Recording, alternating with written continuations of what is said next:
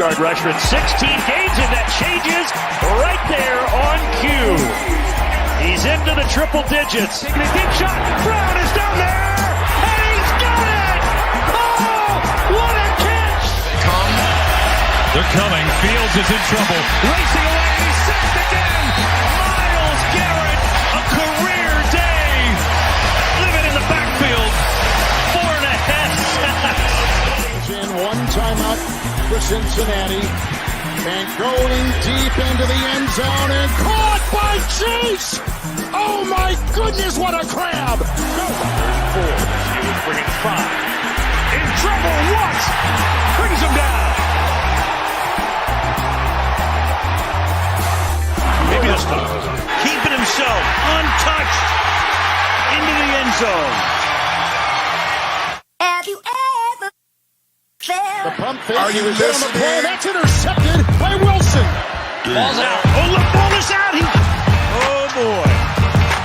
The whole way.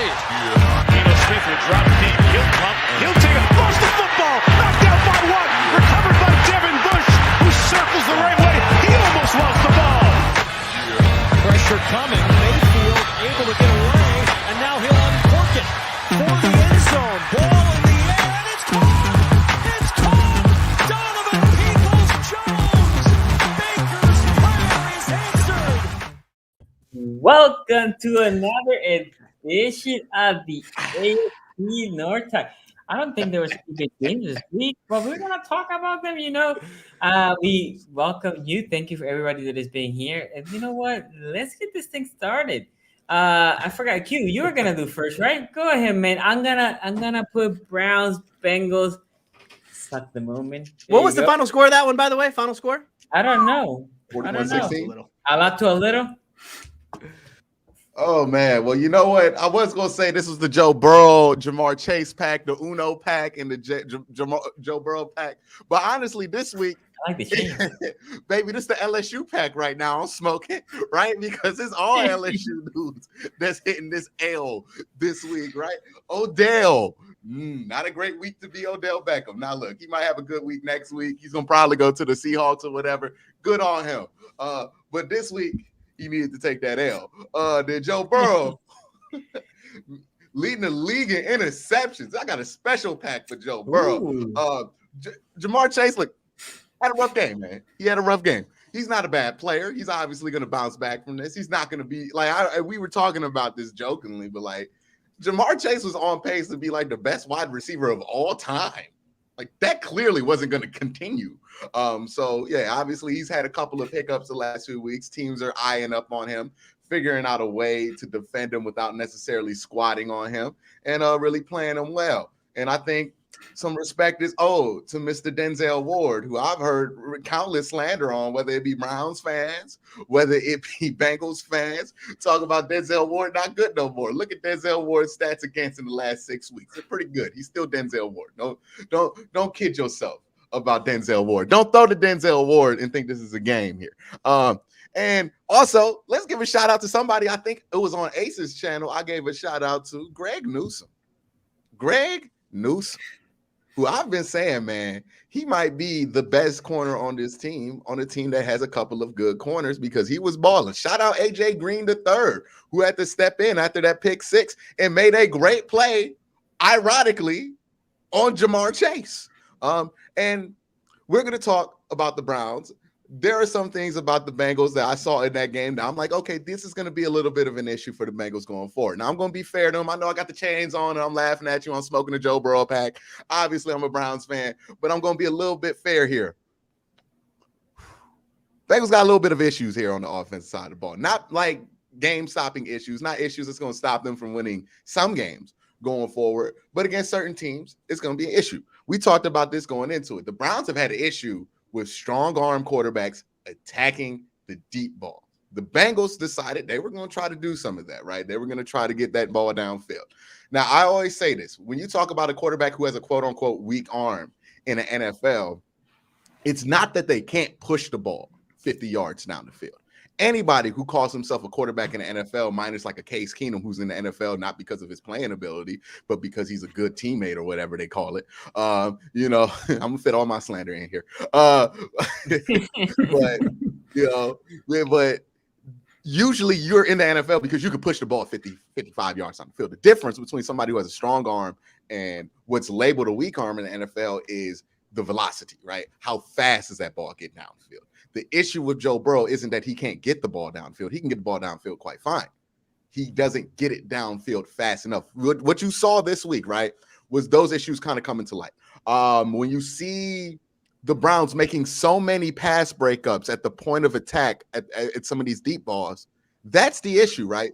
It's not that the ball isn't going to where it needs to. It's that it's taking an extra half a second or so to get there, which is allowing a Denzel Ward, allowing a AJ Green III, allowing a Greg Newsome to get physical and make a play, allowing a Troy Hill to get physical and make a play. That's something that the Bengals have to rectify and adjust with how they game plan, because what they did versus Cleveland, obviously that didn't work. Another play where that showed its tail is, I don't know whether this is Joe just being predictable. It looked like he just stared the dude down and got pick sixed.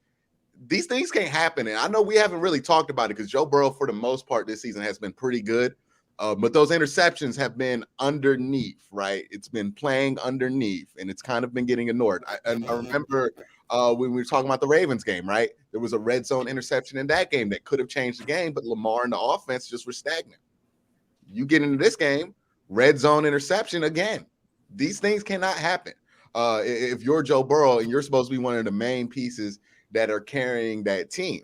So for the Bengals offense, they got some things they need to figure out. They looked really good at the beginning of the season. Teams are making their adjustments. Now the Bengals is up to Zach Taylor to make an adjustment to that adjustment to see how he looks here. Like, remember, like Joe Burrow still has essentially what is early in his second year amount of snaps, right? This is like his 17th or 18th game he's played in his NFL career. So he's just now entering that sophomore season for himself. So this is room for adjustment, right? A lot of quarterbacks have bad second years or have issues exposed in their second years because he's not having a bad year. But yeah, that's an issue, right? You lead the league in interceptions. That's an issue. So for the offense there, that's a problem. I don't know what happened to this Bengals defense. I don't know if it's Mike White's a god and Baker Mayfield and this offense just turned it on without Odell being there. What I will say to that drama, right, where people are talking about Odell and whether this offense is better without him, I think it's time for me to concede this point to Tony. Now, I'm glad Tony is not on screen here when I have to do this because I hate to give Tony credit for anything, but hopefully he can't hear me too because he don't got Bluetooth speakers.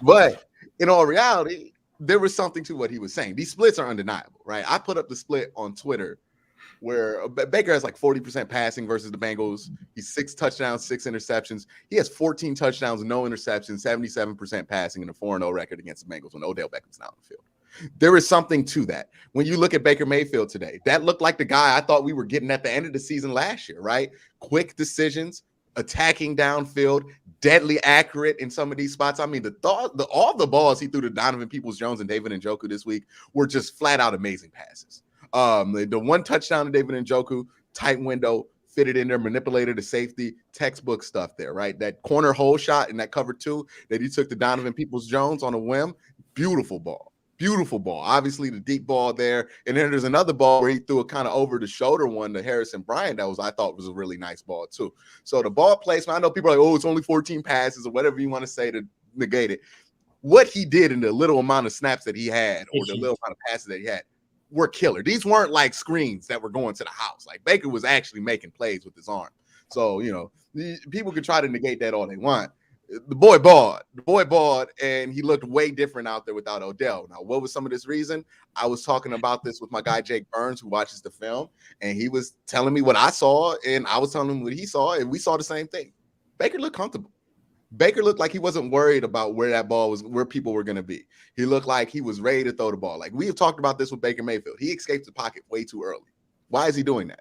Right? He did that in 2019 all year, and he did that in 2018 for the first half of the year. Just so it coincides with Odell being on the roster. The last 8 weeks of that season, he didn't have those issues. This game against the Bengals, what did we saw? Baker Mayfield got hit a lot in this game. He stood the pocket though. Like every highlight you see of Baker, he gets creamed at the end of that play by with Sam Hubbard or Trey Hawkinson, right? So Hendrickson, my bad. I always forget that. But yeah, he gets killed by them after every highlight, but he's staying in the pocket and he's actually making these throws and he's actually confident in where he's going with the ball. And that made the world a difference. Now, is that an Odell problem? It would seem to suggest, yes, some of this was an issue with how Odell was trying to operate in the offense. Does that mean Odell's a bad player? I have no idea. We're going to find out the answer to that question. But the answer to the question of, is this offense and Baker Mayfield just better and operates cleaner without Odell? I don't know how you say yes. I mean, I don't know how you don't say yes after this, right? Like it's obvious, right? That I have been sitting here frustrated talking about this offense for 7 weeks. Odell leaves for 1 week, and oh my God, it's everything. I was like, okay, we're back. Red zone execution wasn't great for this team, right? They had 2 interceptions that Joe Burrow gave you in the red zone. 2 turnovers. There was a fumble by Jamar Chase, and then there was the pick by Joe Burrow at the end of the game. It was like a tip ball interception, and you didn't get touchdowns on those. You got field goals on those. Not great. You should have probably scored on both of those. But what I do like about this team is this is the first time in the Kevin Stefanski era where the Browns have had a blowout level lead in the first half and actually expanded upon it by the end of the game. How many times? The Titans game. Oh, yeah, we really blew them out, but the score is closer than what it says. Or the Steelers game in the wild card. We really blew them out, but the score is closer to what it says. You know what I mean? How many times have we been in that situation as Cleveland Browns fans? This week, that situation came, right? Baker Mayfield on like 3rd and 15. They got in the red zone and got all these stupid penalties coming back, all this stuff that I've hated about the offense. It looks like, oh man, we're about to let the Bengals come back into this game just enough so they can say they ran out of time. And then what does Baker Mayfield do? Attack aggressively, right? 3rd and 11. Attacks aggressively on that whole shot that Donovan Peoples-Jones gets the ball to the 2. You still get all these penalties, get back to the 15 on the 3rd and goal. And then what do? Steps up in the pocket, makes a really tight window throw to David Njoku. The game was over at that point. The field goal would have killed it, but that really killed it. That sent the backups out. That put Case Keenum on the field. That put Brandon Allen on the field. And, it put them in the hearse. You know what I mean? So that is what it is when it comes to that game. Now, there's another aspect of this that we need to get to. I've broken down all the serious stuff. I feel like I've talked about the football aspect of this to a point. I'm gonna leave some meat on the bone for everybody else to cover. But Bengal fans, y'all know who Daddy is. Y'all know who Daddy is. Y'all know who Daddy is now, right? I'm just saying, look, your other 2 daddies tried to discipline you earlier this year. They had no success, so they had to get Baker to get the belt. You know what I mean? And what Baker do? Get the belt. You thought this was that day. Every man has that day where he decides that he could fight his daddy. And the Bengals thought that day was today. And Baker put that man on his ass. Okay? Put him on his butt.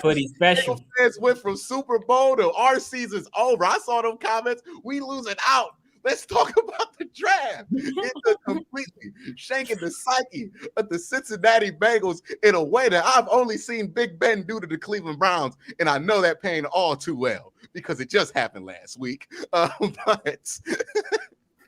You're welcome, by the way. I just want Bengal fans. Look, y'all don't got to tell me Baker Mayfield better than Joe Burrow. I know y'all gonna go hard for y'all guy. I know I know how this goes.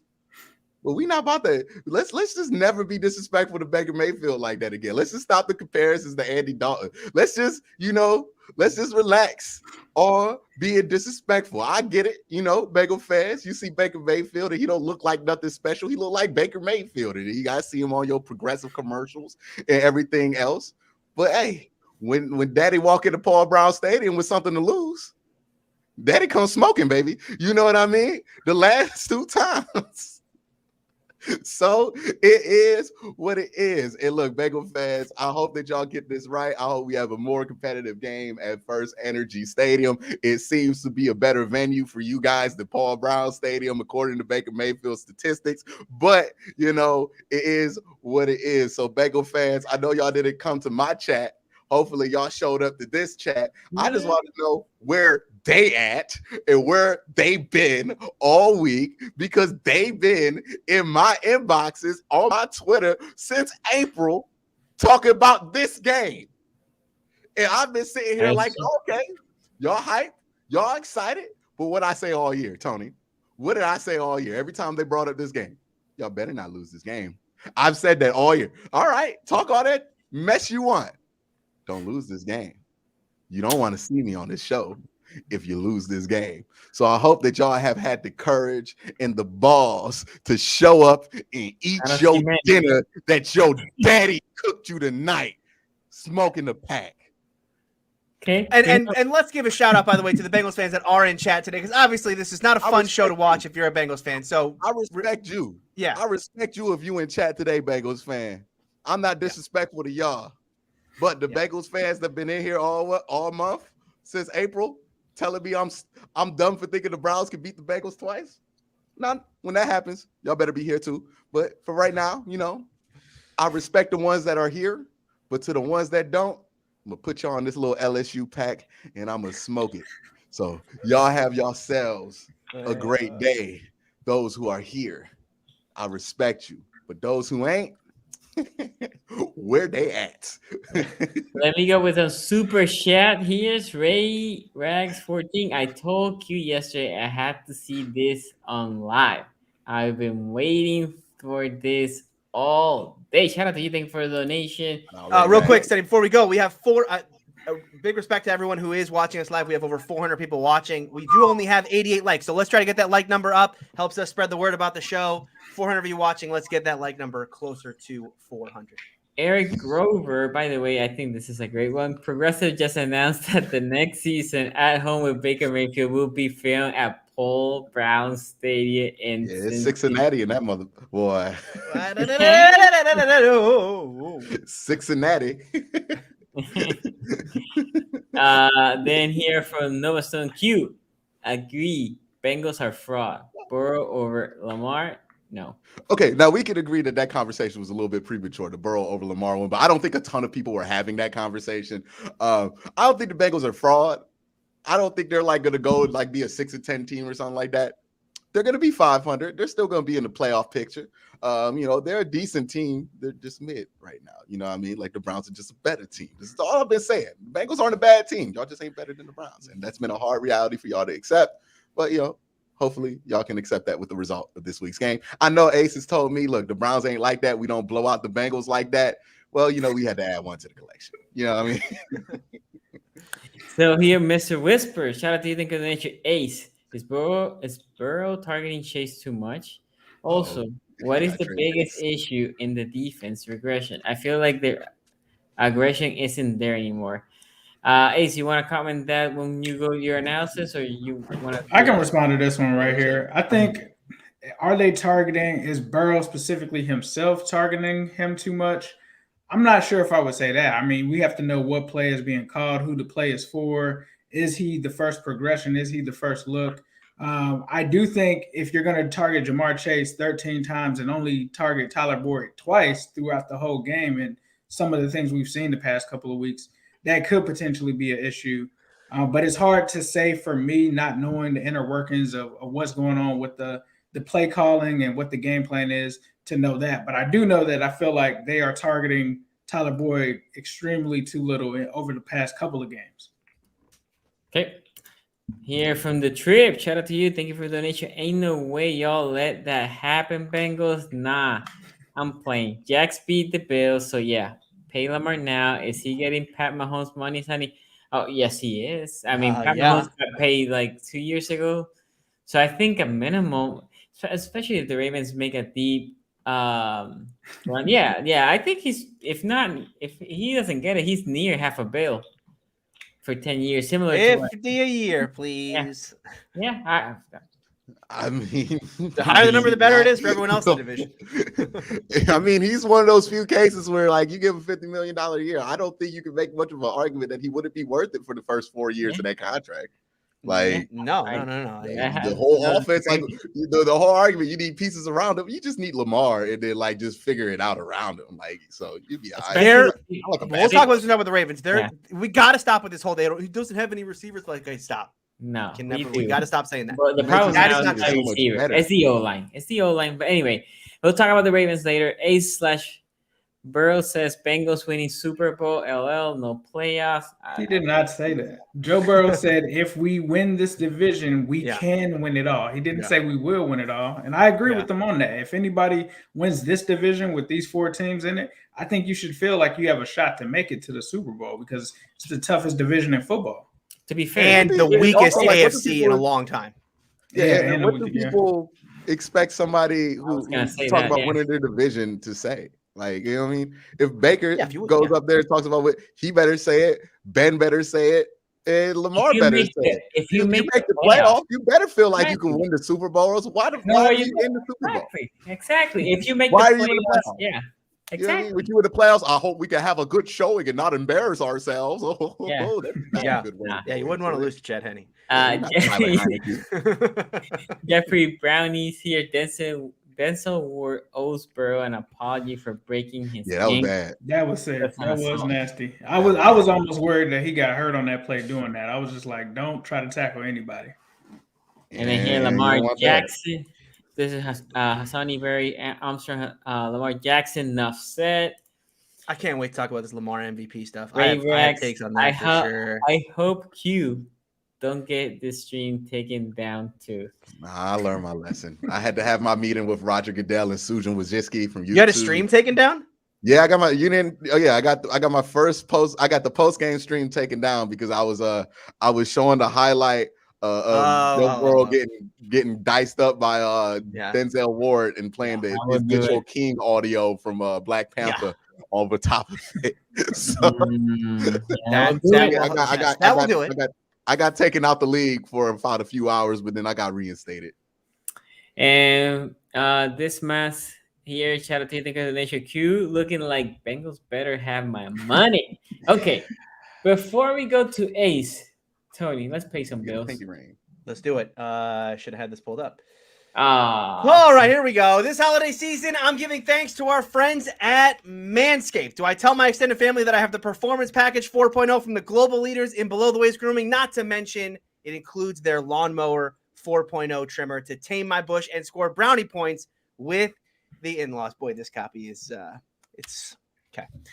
Gift yourself Manscaped or the man in your life who needs it. Join the 4 million men worldwide who trust Manscaped with 20% off and free shipping with the code AFC North Talk. That's AFC North Talk by going to manscaped.com.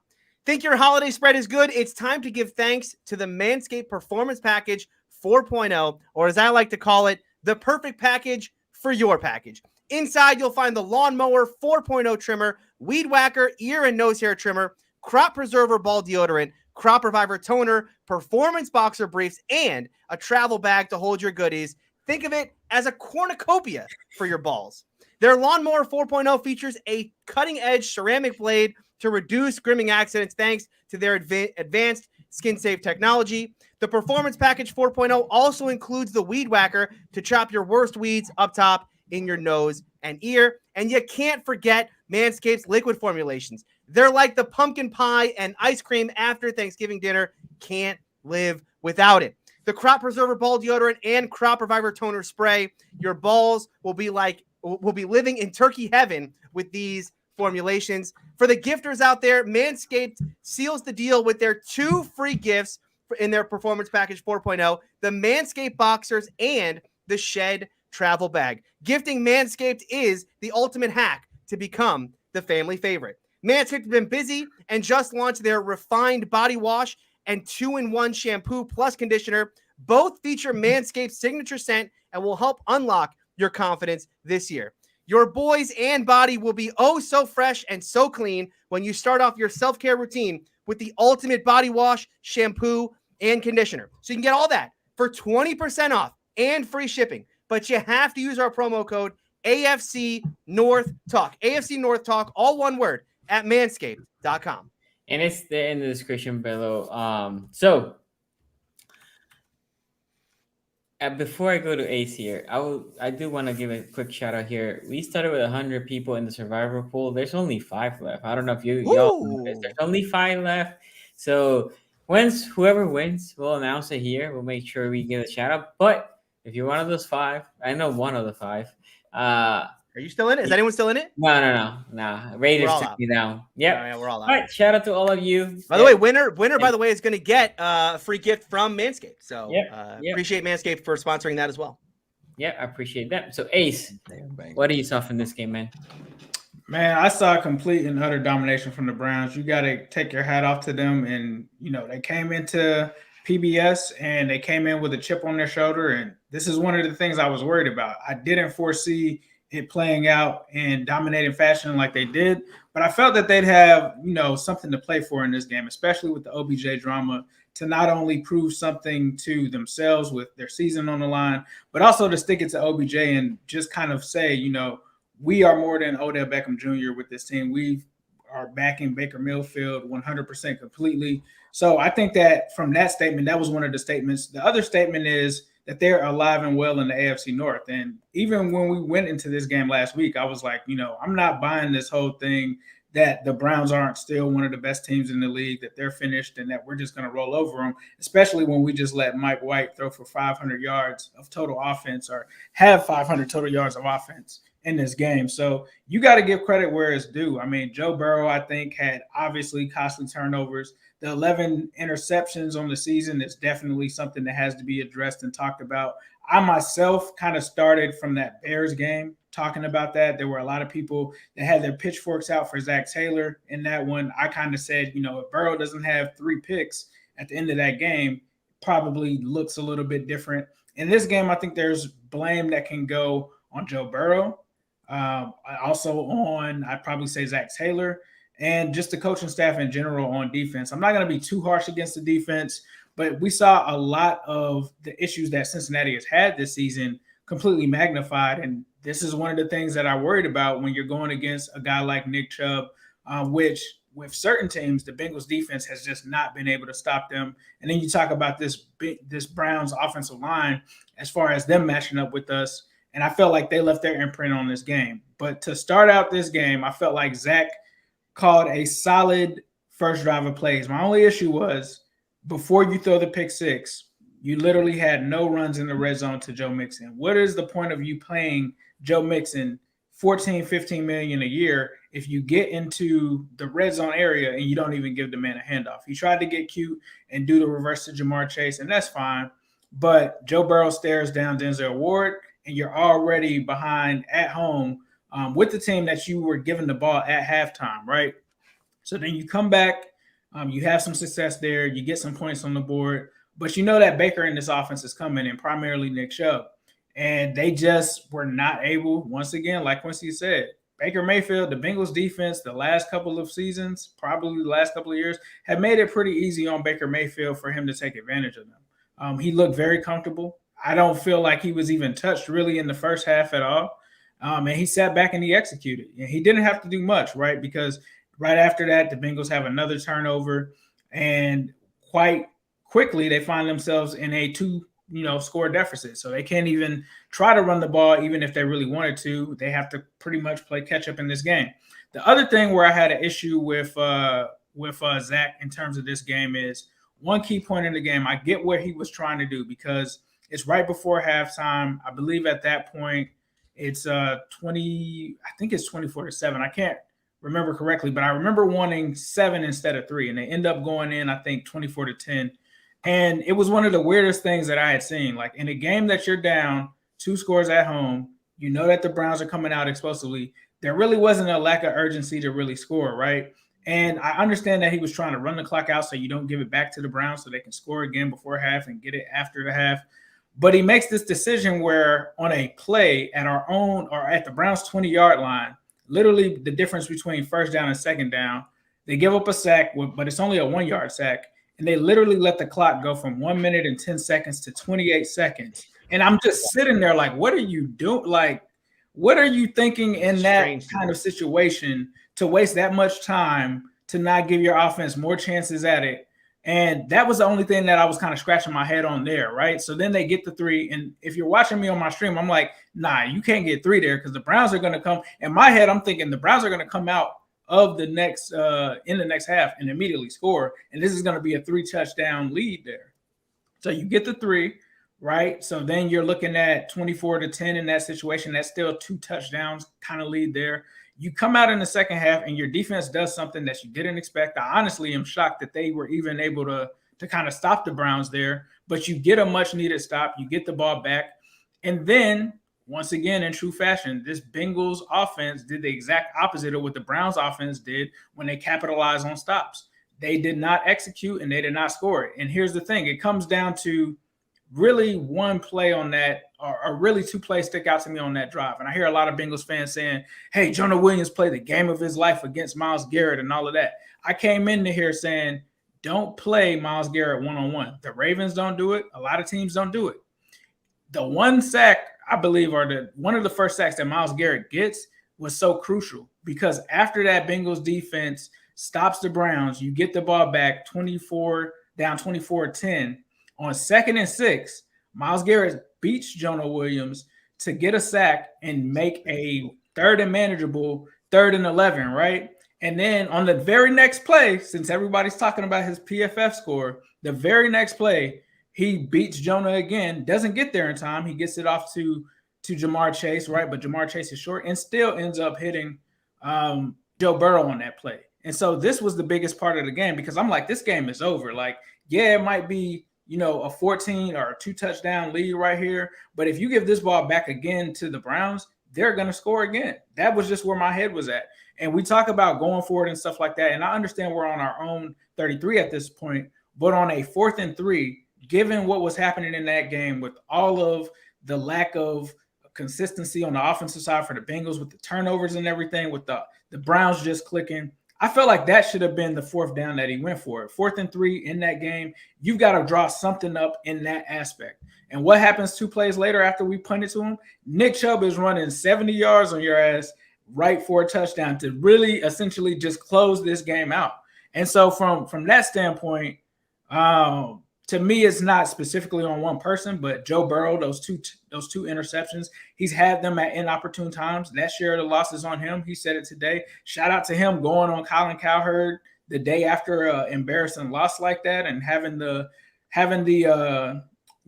ability to show up today and still be able to talk about a frustrating game like that. But he said it in there. He said he can't turn the ball over, and I agree with him. He did not play. Honestly, I think that was probably his worst game. That may have been even worse than the Bears' performance because he didn't even throw a touchdown in this one. So he gets part of the blame. Ja'Marr Chase dropping passes, but I will not just say like Ja'Marr Chase was dropping passes. You have to, like Quincy said, the one thing that stuck out to me in this game, the Browns cornerbacks played extremely well against the Migos. I always talk about the Migos. I think that the Browns actually may be the best team in this division to match up with those guys because they have 3 guys of their own with Denzel Ward, Greg Newsome, and Troy Hill, who, by the way, had 3 sacks in this game because the Bengals just could not make adjustments to pick up free rushers, which is another thing that we've seen this season. But you got to give the credit to those corners because people were saying, oh, T. Higgins dropped this one and that one. And when you go back and look at it, they were greatly contested, catches by the Browns defenders. They were swiping things out there at the end before they were able to come down. So you got to give kudos to that Browns secondary room. And you also have to give kudos to, like Quincy said, Woods. Woods came out and now Coach Zach Taylor. I mean, he flat out honestly did in that game. And so after that, it pretty much was the Browns were just in cruise control after that game.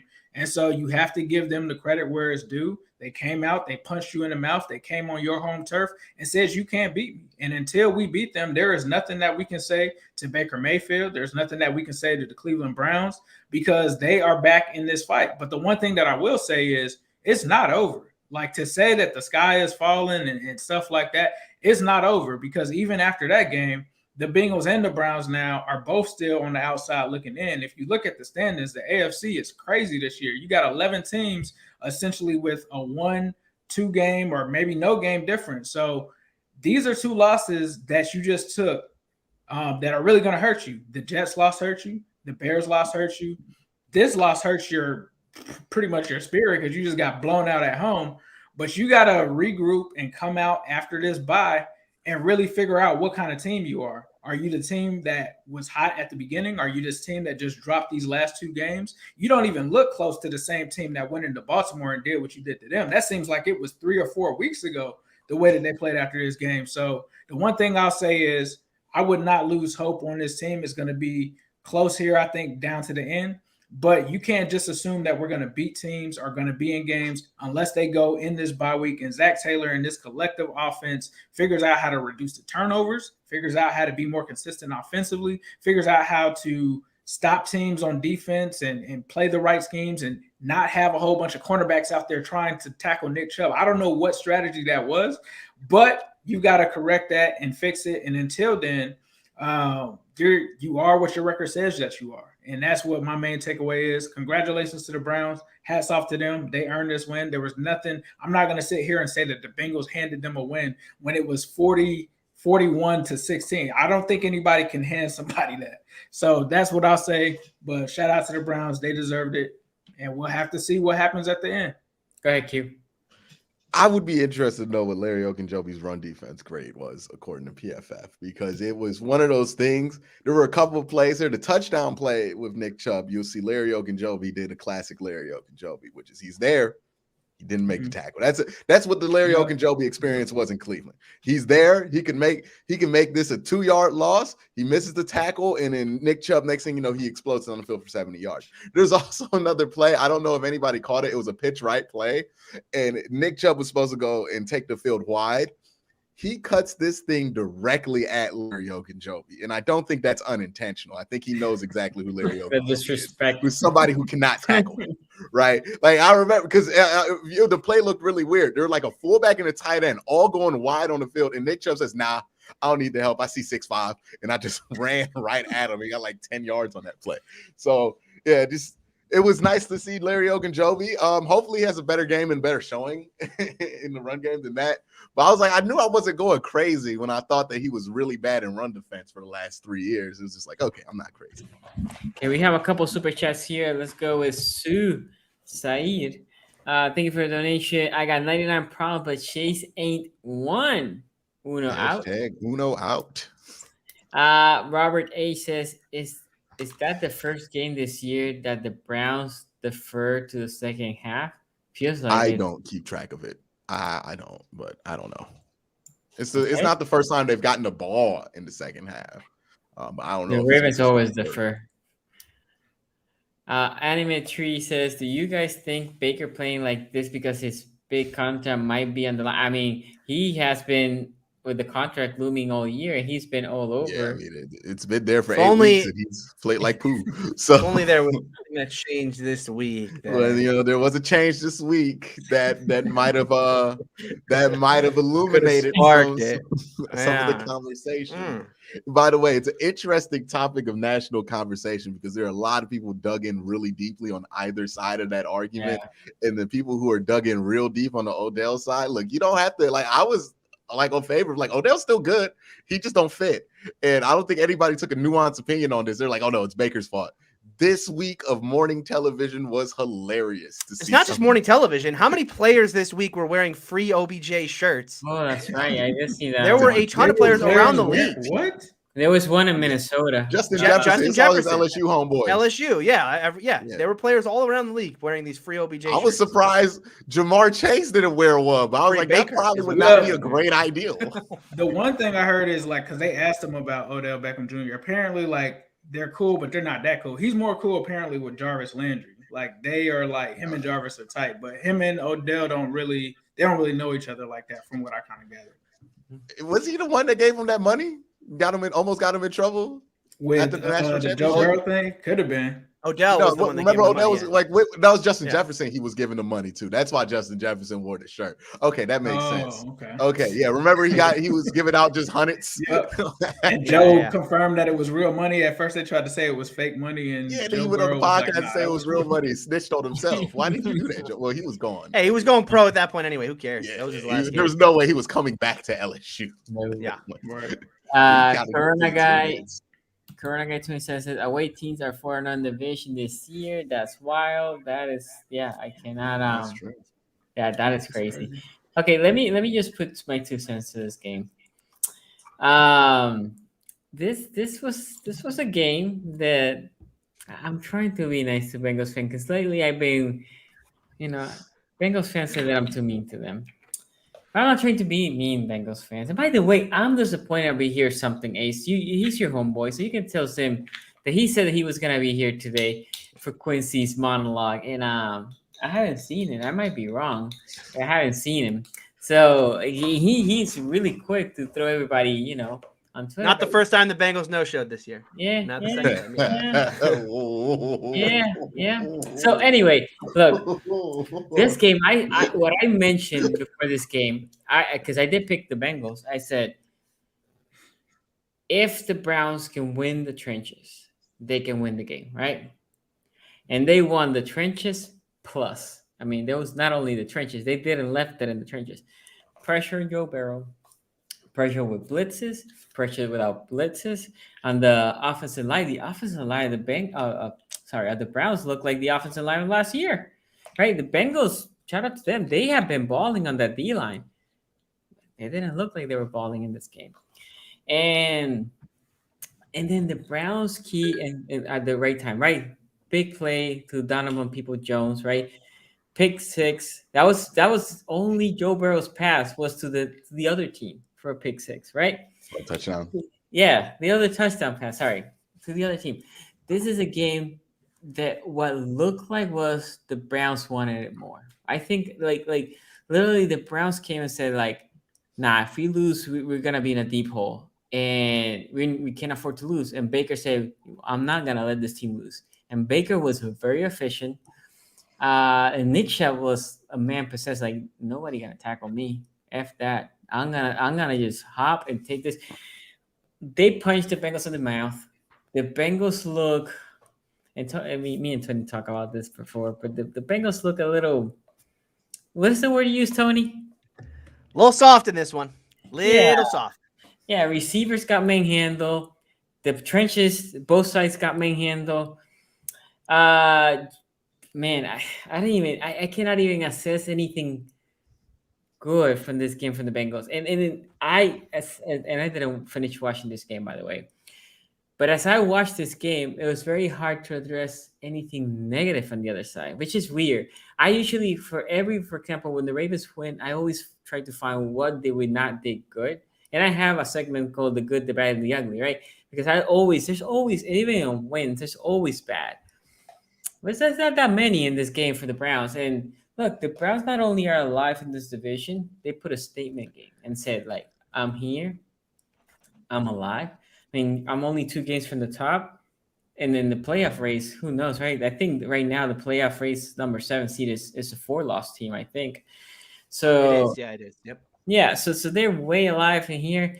They're looking good. Baker he doesn't look like he's injured, right? He did not look injured. Like I said, Chubb, and other than Coughlin, this team is fairly healthy on the offensive side. And they look, Baker, I think what Quincy said, this is a point that we said when we were talking about the splits with Baker, was that maybe Baker was pressing too much, that, the ball needed to go to X person or not. And I know he didn't get targeted as much, but, maybe it was in his mind. He looked relaxed. He looked like, okay, Donovan, Njoku, Landry, whoever, I don't care. Whoever's open, I'll throw it. And that is the best version of Baker that you can get. And look, big win for the Browns, and Bengals. The bye week, I think, comes in a good time. Some soul searching. It happened to the Ravens before the Bengals, right?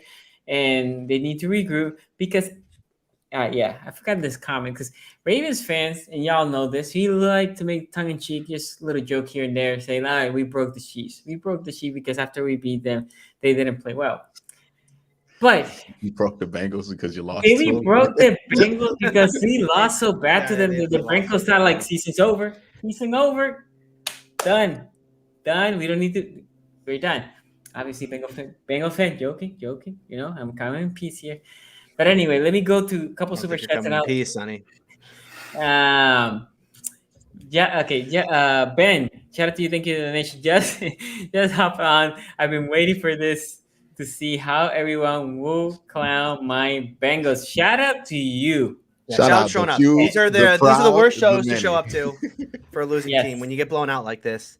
You know that feeling, playoff, that game, that show after the playoffs, not a fun one to sit through. By the way, I was talking to somebody. I was like, this is low-key brutal what we do to each other, because it's one thing to have to come on here on our own channels to talk about a loss, a debilitating, embarrassing loss. It's another thing to come on here in front of everybody. This is like coming up to the classroom when you peed your pants. Like, nobody want to do this. This is just brutal. This makes it so much worse when your team loses.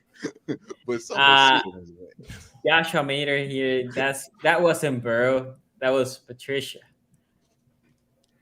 I don't understand that comment. I don't get it. His name was Pat, maybe. Yeah. You know what I mean, John? I don't know. I had no idea. You gotta work on that one. Take that one back to the lab. Well, listen, we'll give you like a B- on that one. Back to the lab with that one. Yeah. Work it out. That needs some work on that. By the way, likes. We have 700 people. Just hit that like 700. You can help us a lot with just one like, and if you're watching the replay, just comments. Comments help us a lot. Tony, take it away, man. Well, listen, obviously there's a lot of victory laps I can take today. The Baker OBJ thing, the Bengals not as good as their record. I said Donald Peoples-Jones is their best receiver. A lot of victory laps I can take, but I'm going to take any of those because I come out of this game and I'm actually angry. I'm pissed off today, okay, because we were this close. We were this – I mean, look, Bengals fans, Ravens fans, Steelers fans, we were this close to the Browns being the Browns. I mean, they were the Browns against the Steelers, and all they needed was one more little just a little push. You got some Bengals, Just give them. I'm getting a little bit of an echo. Just give them a little push, and the Browns are the Browns again. And here's what makes me upset about this is that I'm not even going to blame the Bengals for this. The Browns got so lucky because it's not like they figured out that OBJ was this massive problem on their roster and they need to rid themselves of that. OBJ did that for them. It reminds me of all the people who say that Belichick is such a genius because he found Tom Brady. His daddy did it for him. Yeah, that's right. OBJ's dad. You know the meme where it's like the small little thing that leads to this big thing. Like the Browns may go on now to be the Browns are going to be very good from this point forward. I imagine. Well, it was one game sample size, but not really because we've seen what this Browns team does without OBJ. Right, but like the little like the one guy just pushes the small domino and it. Yeah, that's OBJ's dad. Okay, putting on an Instagram thing of all the times OBJ's open, it's going to lead to the Bengals actually winning this division or the Browns winning this division. That's what pisses me off, and it does. It reminds me of the whole like Belichick with Tom Brady thing. People say, "Oh, Belichick's such a genius. He discovered Tom Brady." No, they drafted him in the 6th round. Okay, it wasn't like he was highly thought of or anything. And then he sat behind Drew Bledsoe, and the only reason he ever started, not because they're like, "Well, we got to bench Bledsoe for him." No, Bledsoe got hurt. Brady came in. Right, that's the history of Tom Brady and Belichick. The same way with this team, Stefanski didn't figure out that OBJ is the problem. OBJ forced his way off the team, and it just so happens now the Browns are back and becoming the team. This game really does. We were so close. We were so close to the Browns just again being a 4th place team. All the same narratives. I mean, the jokes just write themselves. So I'm very sad that reality is not one that we're going to live in. Now, Bengals fans, I'll say this about this game.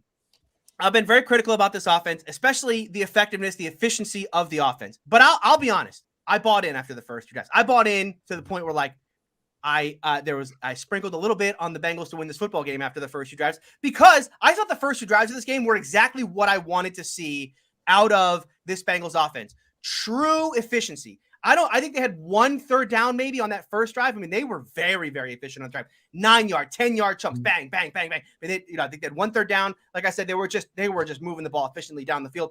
Okay, pick 6 happens. Not a good thing. Obviously, you're not going to say a pick 6 is a good thing, but it's not like the Browns are gonna have a pick 6 on every single drive. So you throw that one away. Let's see how the Bengals do on their second drive. And they were just as efficient. Yeah, they were just as efficient on that drive as they were on the first one. I really felt like, boy, if this is a version of the Bengals that we're going to start to see now, if they can be this efficient, not without, they didn't call the 80-yard Jamar Chase play. They just were good down the field. Maybe this team, maybe I'll buy into this. I was probably too early though because I didn't realize that we were. I mean, and I had this right. I mean, I had the Baker over 234 prop, which by the way, we'll talk about that real quick. So I had Baker Mayfield over 240, over 234 yards passing. He didn't get there. He got to like 218 or something. Yeah, but I still feel like I was on the right side of that. I feel like I was on the right side. Again, if Burrow, if that offense, if that was a game, he would have had more yards. He would have had way more than that if he actually had to try. But because that game got out of hand so quickly, they were able to run the ball. Nick Chubb. Yeah, he's not even their best running back. That's the scary part. The other thing here that I want to mention. Which one are you talking about, D'Ernest or Kareem? It's okay. It's for another show. Okay, so now a couple things about Cincinnati's regression here. There are a couple. I think for Bengals fans, there are a couple scary things. I talked about my disbelief in their ability to offensively sustain that pace, but they've really fallen off in both offensively and defensively over this past 2 weeks. Now, 2-game sample size here. I'm gonna preface that before I say these stats, but you look at the defensive EPA, expected points added for this for the Bengals defense in weeks 1 through 7. They were the 5th best defense in the National Football League through 7 weeks. These last 2 weeks, 27th in the National Football League. And then you go offensively, they were the 10th best offense in the league for the first 7 weeks of the year. These last 2 weeks, they've fallen down in EPA to 29th in the league over the last 2 weeks. This is a team that is, again, it's a precipitous fall. Even the defensive thing, I can't really understand. And we're gonna, obviously you're gonna have to go to Bengals analysts and stuff. I don't get what happened to this Bengals defense in these last 2 weeks. That's a strange one to me because they were playing so well. Someone wrote in earlier and said that aggression. I mean, they were flying to the football earlier in the year. They look like a very quick defense. They just, look like defenses look great when it looks like they have more players in the offense, right? It's just like there's guys everywhere. They always look like that. They don't look like that anymore. Can't explain that. Offensively, though, I will say, Sonny touched on the soft thing. I mean, that was one of the big keys I came away with in this game is the Bengals' ability to bring down contested catches in this game. I didn't see this coming at all, right? I mean, again, I thought the kind of wacky, 70, 80-yard touchdowns were going to slow down, but you still expect if Jamar Chase is going up in one-on-one coverage, whether it's against A.J. Green or Greg Newsome, or whatever, you expect him to bring those down more often than not. Not every time, but more often than not. The contested catch numbers in this game for the Bengals are a little concerning. 11 contested catch opportunities in this game, just 2 receptions. Jamar Chase had 6 opportunities, did not bring down a single one. And again, I understand that Denzel Ward had a very, very good game, but Greg Newsome, A.J. Green, these are guys who I expect Jamar Chase to play better against. He's a rookie. I'm not gonna say he's a bust or anything like that, but it is a concerning number. Newsome's a rookie too. I know Newsome's a rookie. Yeah, and I think Chase should be better against him specifically. Newsome might be the best corner in that class right now. What's that? Yeah, Newsome's pretty good. Newsome's good, although the Patrick Surtain and the other kid's hurt. He had a great game. I've assumed J.C. Horn's hurt, right? Yeah, J.C. Horn's hurt, and Patrick Surtain's having a good year too. It's just it's a good corner. It was a good. We knew it was a good. It's a good corner class. It was a very good corner class. Yeah. So I mean, again, my big takeaway here coming out of this game, obviously the Bengals are coming back down to earth a little bit. I don't think they're as bad as I talked about 27th in defense, 29th. They're not that bad. As everyone's saying, they're going to end up being right around 500, somewhere around there, 7, 8, 9 wins, somewhere in that range. They've already got 5. So boy, I mean, even 7 would be a brutal collapse down the stretch. But I think the other part is we need to talk about is this Browns team, right? And what are we about to see out of this Browns team? Because right now there is a part of me that feels like, unfortunately, the Browns may have unlocked something offensively where you can get pretty good odds right now on the Browns to win the division. I'm tempted to do so because this is the Browns team. What we saw out of this, I know it's 1-game sample size, but what we saw out of this is what we expected to see. Muted myself there. Is what we expected to see all season. And so if that's the version of the Browns we're going to get throughout the rest of the year, this is not an AFC North with a true number 1 team right now. It is kind of just a bunched up group. The Browns could certainly emerge from that group as the number 1, and that is disappointing given how close we were to the Browns being the Browns.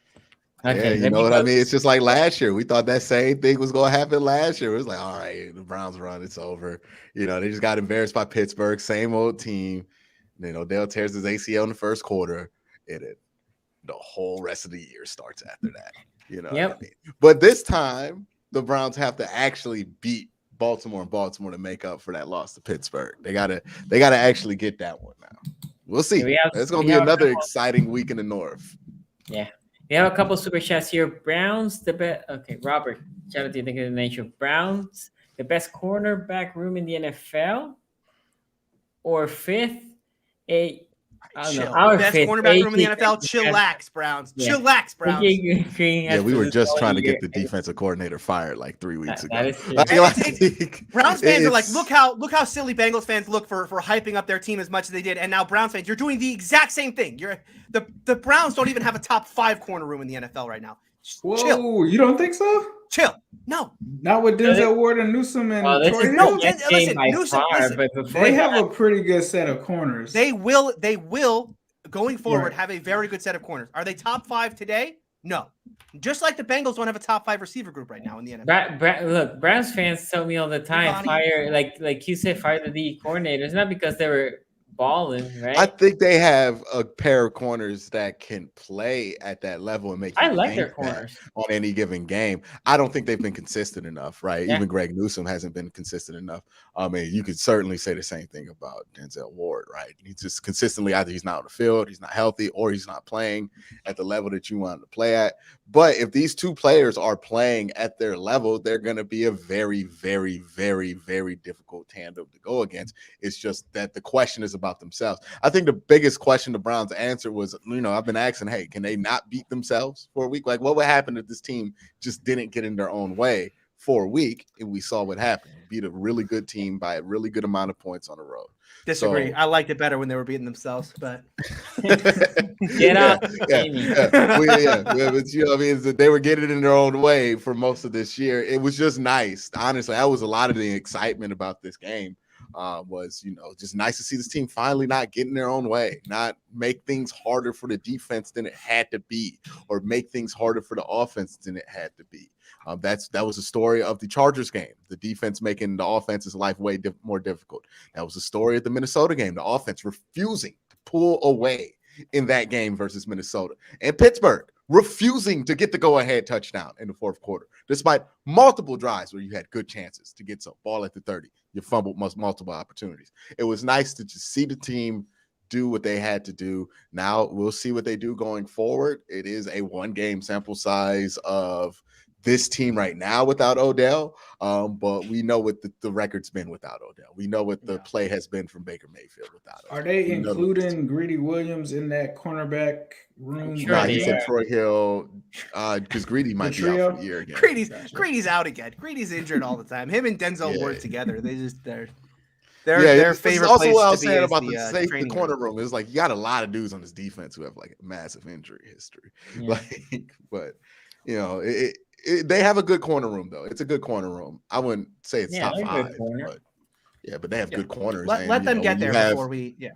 Yeah. When you have players who can play at that level, you're gonna get excited about them. Yep. So Get Awesome Gaming here says Bengals fan Chase Offensive Rookie of the Year, Ward Newsom, hold my beer. Chase is probably still going to win Offensive Rookie of the Year. I mean, right now. Who else is gonna take it? Najee and Mac Jones. Mac Jones. Okay. Mac Jones. It's He's a Jimmy. quarterback. Or Kyle Pitts. Kyle Pitts is a dark horse. Well, yeah, Kyle Pitts is coming Kyle on Pitts late. is a dark horse. Yeah, He's a little Bad drop in behind. that game, by Yeah. the way. The Jamar Chase puts up Allen Robinson numbers for the rest of this year. He's going to have like an incredible stat line by that. Watch Allen Robinson just go off in the. We got I to hope stop Allen Robinson. I hope Jamar Chase's talents turned into Allen Robinson's for this game versus the Browns, and then Allen Robinson looks like Jamar Chase tonight. I really do. I'll be rooting for Allen Robinson tonight. I'll be so happy. I hope he looks like Jamar Chase did this week. Robinson. That's what I want Allen Robinson. I hope he looked like Jamar Chase has looked like in the first 4 weeks of the season this week. Allen Robinson explodes for 250 versus the Ravens Steelers. Act like I would not be excited. Give me a damn Allen Robinson jersey. So what's at the game? About 40% Browns fans gotta win again next week.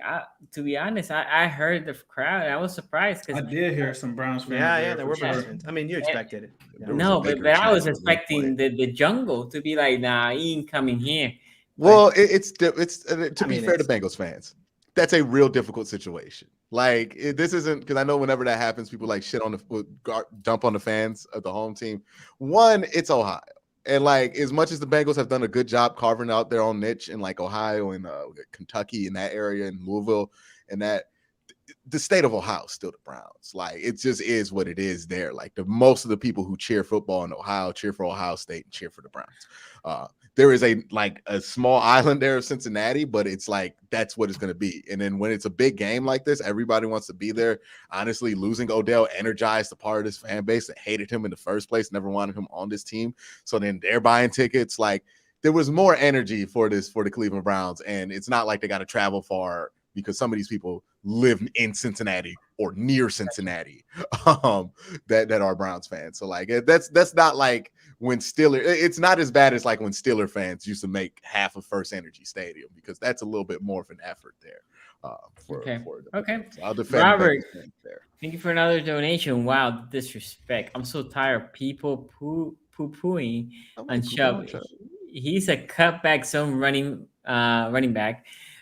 We now are power scheme blocking team. Stop it. This is for Tony. This Yeah, I was just gonna say that's directed at one of us. I'm not saying Chubb's bad. I'm saying he's not the best running back on his own team. T got Relic says He's 3 instead of 1. The order? We'll do that during the summer. We'll do a running back show, but we'll just do one for just Browns running backs. Robert Saleh and Joe Woods run the same defense. Saleh was the 49ers DC, and Joe Woods was his cornerback coach, I believe. They both figure it out. One thing that was really weird in this game was the amount of offsides that the Browns had early on in this game. It felt like every play they were offside. There were 3 in a row. Yeah, there was the Clowney where he just completely lined up offside for no reason. I think that was an issue of like maybe they were checking with the back judge and the back judge was just giving them false positives. That's the only thing that can explain that, right? Like because they check those things. They usually go because you see Denzel Ward for the rest of the game. Anytime they close in on him, literally it was like any close up, you'll see Denzel Ward. Oh, okay, we good? Okay, like every single play, I saw that shot. So I think they were just like getting false positives from the refs, or the refs weren't giving them a signal, so they thought they were cool. Diddy here says, thank you for the donation. We still taking the North. Shout out to you, Diddy. Diddy is at every single Bengals event on YouTube or anything. He's everywhere. Yeah, shout out to him. Norman here said, I look on my phone and saw 699 viewers and join in at 700. Thank you very much. How about that Browns defense? Bark, bark, bark. By the way, thank you for joining. Make sure you like. We are close to 400. We're not even 400. We have 750. Let's go. Let's get that like number. There's nearly 700. Actually, it's over 750 now. So let's get that like number. Let's get the like number up. What's Myles Garrett at? Like 12 sacks? Over 400. Myles Garrett, PFF or regular? What do you want to know? Regular. The actual NFL stats. Yeah. PFF, he's at like 35, right? Because they don't count halves. I'm just asking. That's it. You don't have to attack me. I'm just asking. So regular sacks, I think he's at like 12 and a half. He's almost matched his career high. I know that. His career high is 13 and a half, right? Let's see. Josh C says, guys, how do you think the Browns-Ravens first matchup will be? I could see a healthy Browns D giving the Ravens O-line a huge problem. Yes, I mean, we'll see what Ravens team makes it. Big Andy's there for Myles. Yeah, but if we don't have Big Andy, look, Q, you will say like that. If we don't have Big Andy, right now we have 3 tackles. That's it. If we don't have Big Andy, it's gonna be even worse. And Big Andy got my handle this game. He was like getting. I specifically want Big Andy out there. Like, I don't want his backup. His backup might be a little bit more athletic, and you know what I mean. He might be a better matchup. Not saying he's a better player than Big Andy. I'm just saying I want Big Andy out there. Go ahead, Tony. I want him healthy for that game. Well, I think we talk about the Browns and some of the problems they have, especially in the deep, in the deep part of the field. Ravens are a real bad matchup for them because Lamar and that Greg Roman offense this year has been very good at scheming things open down the football field. So, it is going to be kind of one of those, how long can Lamar hang in the pocket to find that guy before, Myles Garrett and the Maliks are breathing down his neck. And it's also a question of like, how well did they actually patch the problem? Has the problem not been showing up just because certain quarterbacks can't push the ball downfield? Or has it been something that they did a decent enough job in with some of these switches to mans on some of these good receivers that they're going with? Because you didn't see the same. Like, the thing I didn't want to see was Jamar Chase just running free, because that was the biggest issue with the defense, was dudes were just running free because the zone lost track of them. That's something that I haven't seen in the last 3 weeks since the mini bye, or last 2 games since the mini guy. So that's something that I want to see. Is that something that they're sustaining? Is that going to be a lesser problem? If this defense can play at a top 15 level with the offense being efficient, then I think a lot of the issues that we saw earlier in the year are going to be lessened. Okay, and then Robert Hayer says they say fire the D coordinator because the D coordinator doesn't let our man corners play man coverage. That's it. Sunday he did. I said corner room. And Oh then my Miles God. Y'all just Garrett- say fire the defensive coordinator because he's a defensive coordinator. That's what football fans say all the time is they want to fire the defensive coordinator. This is Miles- nothing about Guilty. the technical scheme. There's nothing about technical scheme. Okay. He was playing man 3 weeks ago. Y'all didn't say a single word about it. Okay. It's just because he's the defensive coordinator. And when something goes bad, everybody wants to fire the defensive coordinator. Tony's wanted to fire 4 of them.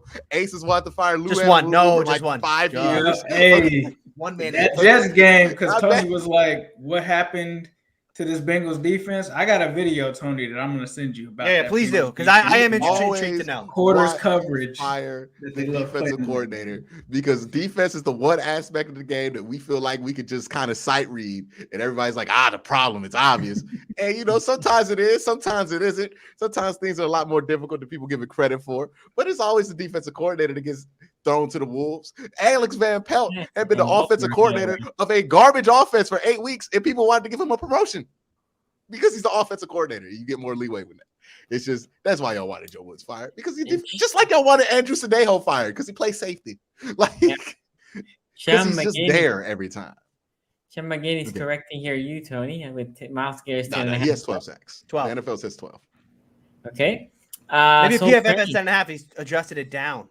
Oh, Soul Train says, as someone whose I made this brother-in-law is a Ravens fan, and my friend seems to like Pittsburgh, the Browns bouncing back was much needed for my mental health. I mean, Browns fans, you need to be sending thank you cards, well wishes, anything you can to OBJ's dad. I mean, the amount of gift baskets he should be receiving. Yeah, the amount of gift baskets OBJ's dad should be receiving this week is it should be countless. what the Buffalo Bills fans sent to Andy Dalton after that game in Baltimore. Yeah, something like that. But hey, what if Odell and both Baker come out of this and they have career years each? Well, not career years for Odell because that'd be ridiculous, right? As with this much time in the season left. Yeah. But what if they're on pace for career year average each? Like, will this be like a black hole mystery of the universe where we're just like, what the hell happened? Yeah. Jim, because I think it's possible they're going to both play very well. Yeah, I think so too. I mean, it depends where Odell ends up. But anyway, the super chat is fantastic.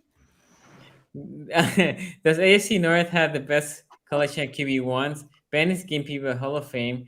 Lamar has an MVP. Baker has a playoff win, and Burrow has a very great. I just love the how great are these guys? We got a future Hall of Famer. We got an MVP. We got a guy who. Well, you won a playoff game one time, and then Burrow, he could be good one day. Man, that was an epic troll, Jim. I'm not gonna lie, that was epic. I don't think he was trying to troll. I don't think he was trying to troll, but it just came across. But Tony turned it into a troll because Tony's evil. That's all. That's all. Because Tony's has an evil little Oh man. Okay, before Ace goes, because I know Ace has to go. Ace, any thoughts on the Ravens game?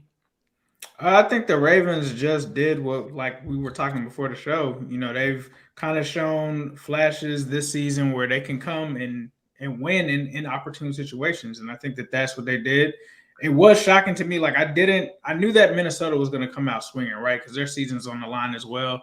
Zimmer's on the hot seat, but I felt like with the Ravens being at home, that this would just be a pretty easy game for them. But I think it's even more impressive to get down like that at home and to be able to come back in overtime and pull it off. So I think, Ravens is what we keep saying. The Ravens aren't dead. They haven't. We've said that, I think, since week 2, and they just keep finding ways to win. And that's what you have to do in this league. Like, as long as you win, that's all that matters. Nobody cares how many points it's by, whether it's, at the last minute. A win is a win. They needed that one because this was a crazy week just for the AFC in general with some games out there. You talk about Oakland and the Bills. And then obviously for our division, things are coming together and getting really tight. So I think for them to pull off that victory, given the circumstances, it was extremely impressive and they earned the dub. Yeah. And by the way, the Chiefs are coming. They are coming and they are about to come. They are coming. They are coming.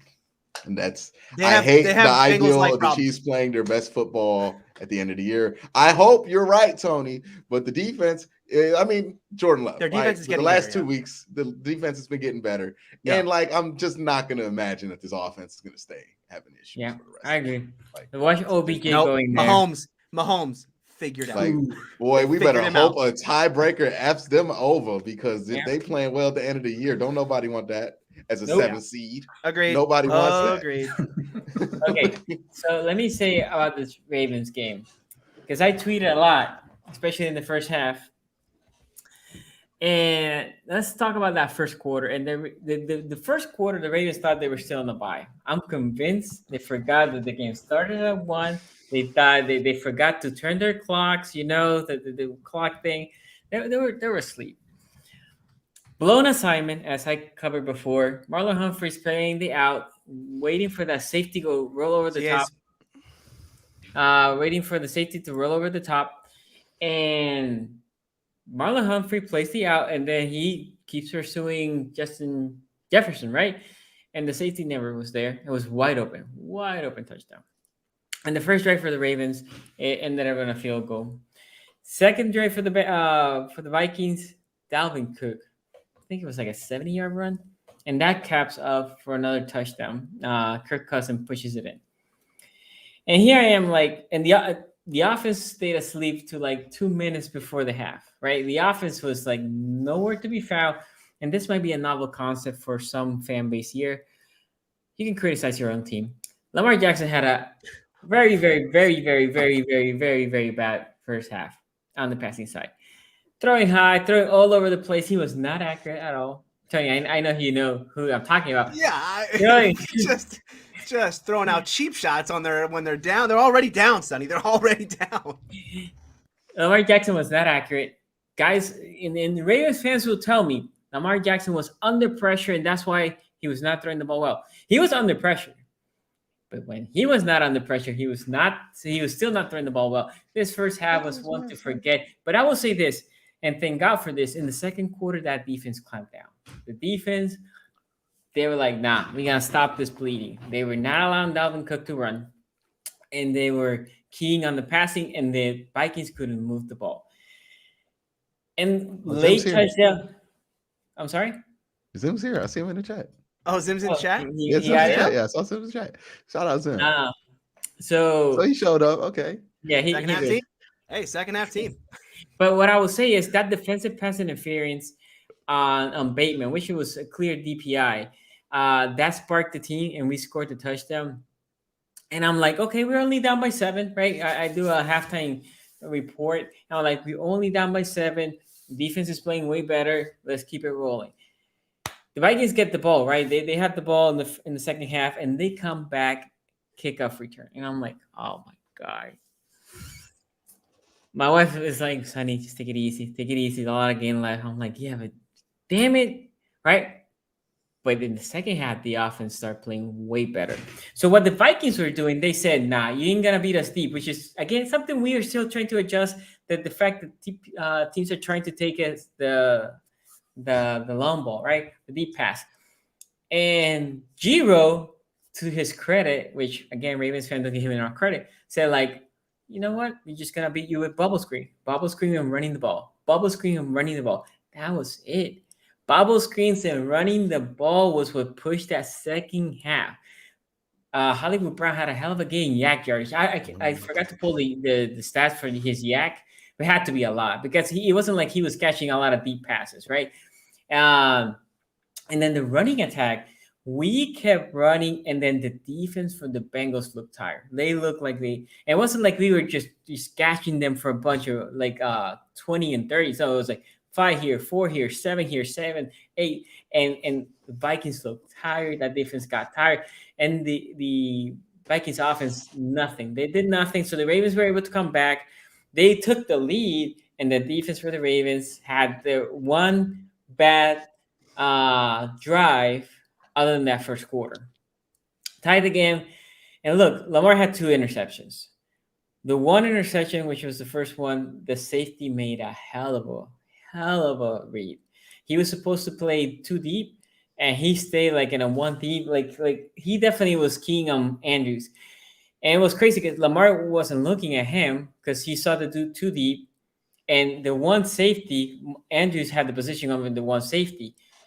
If he looks the other way and a receiver happens to run that route, it would have been a wide open touchdown. But the safety shout out to him. He made the right read and he dived in for the interception. On the second one, which was an overtime, which again Sonny was about to throw up. Freeman. Were you really worried in overtime?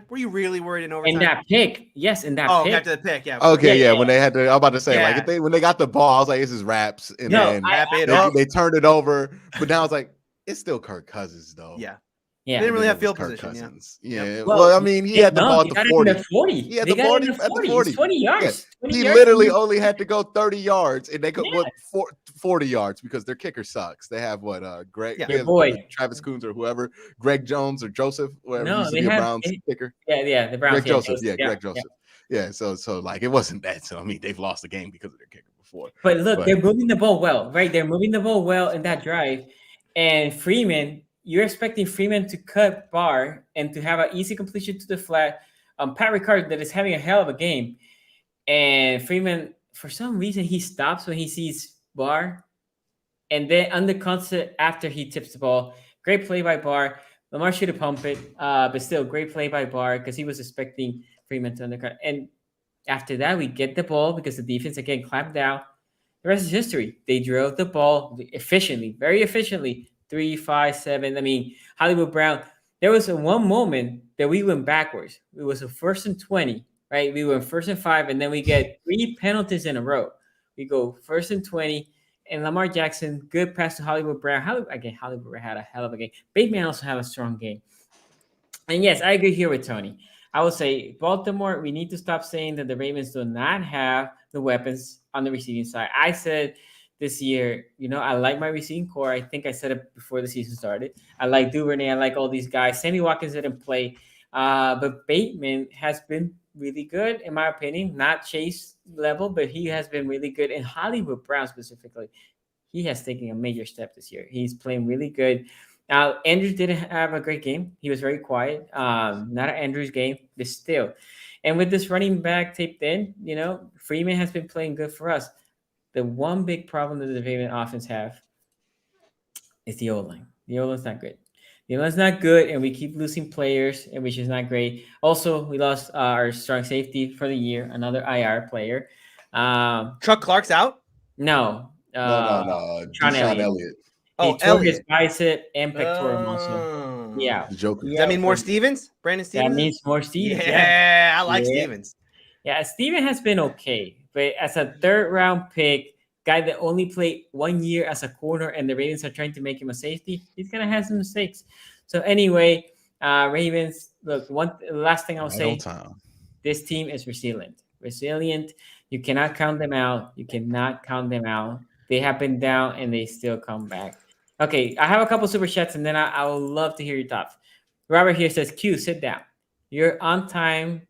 But you're on timeout for criticizing the fan base who said the Browns are better without Odell. Stats. Oh, back. I like it. Yes. Inter-Brown This is drama. like Yes, this. right.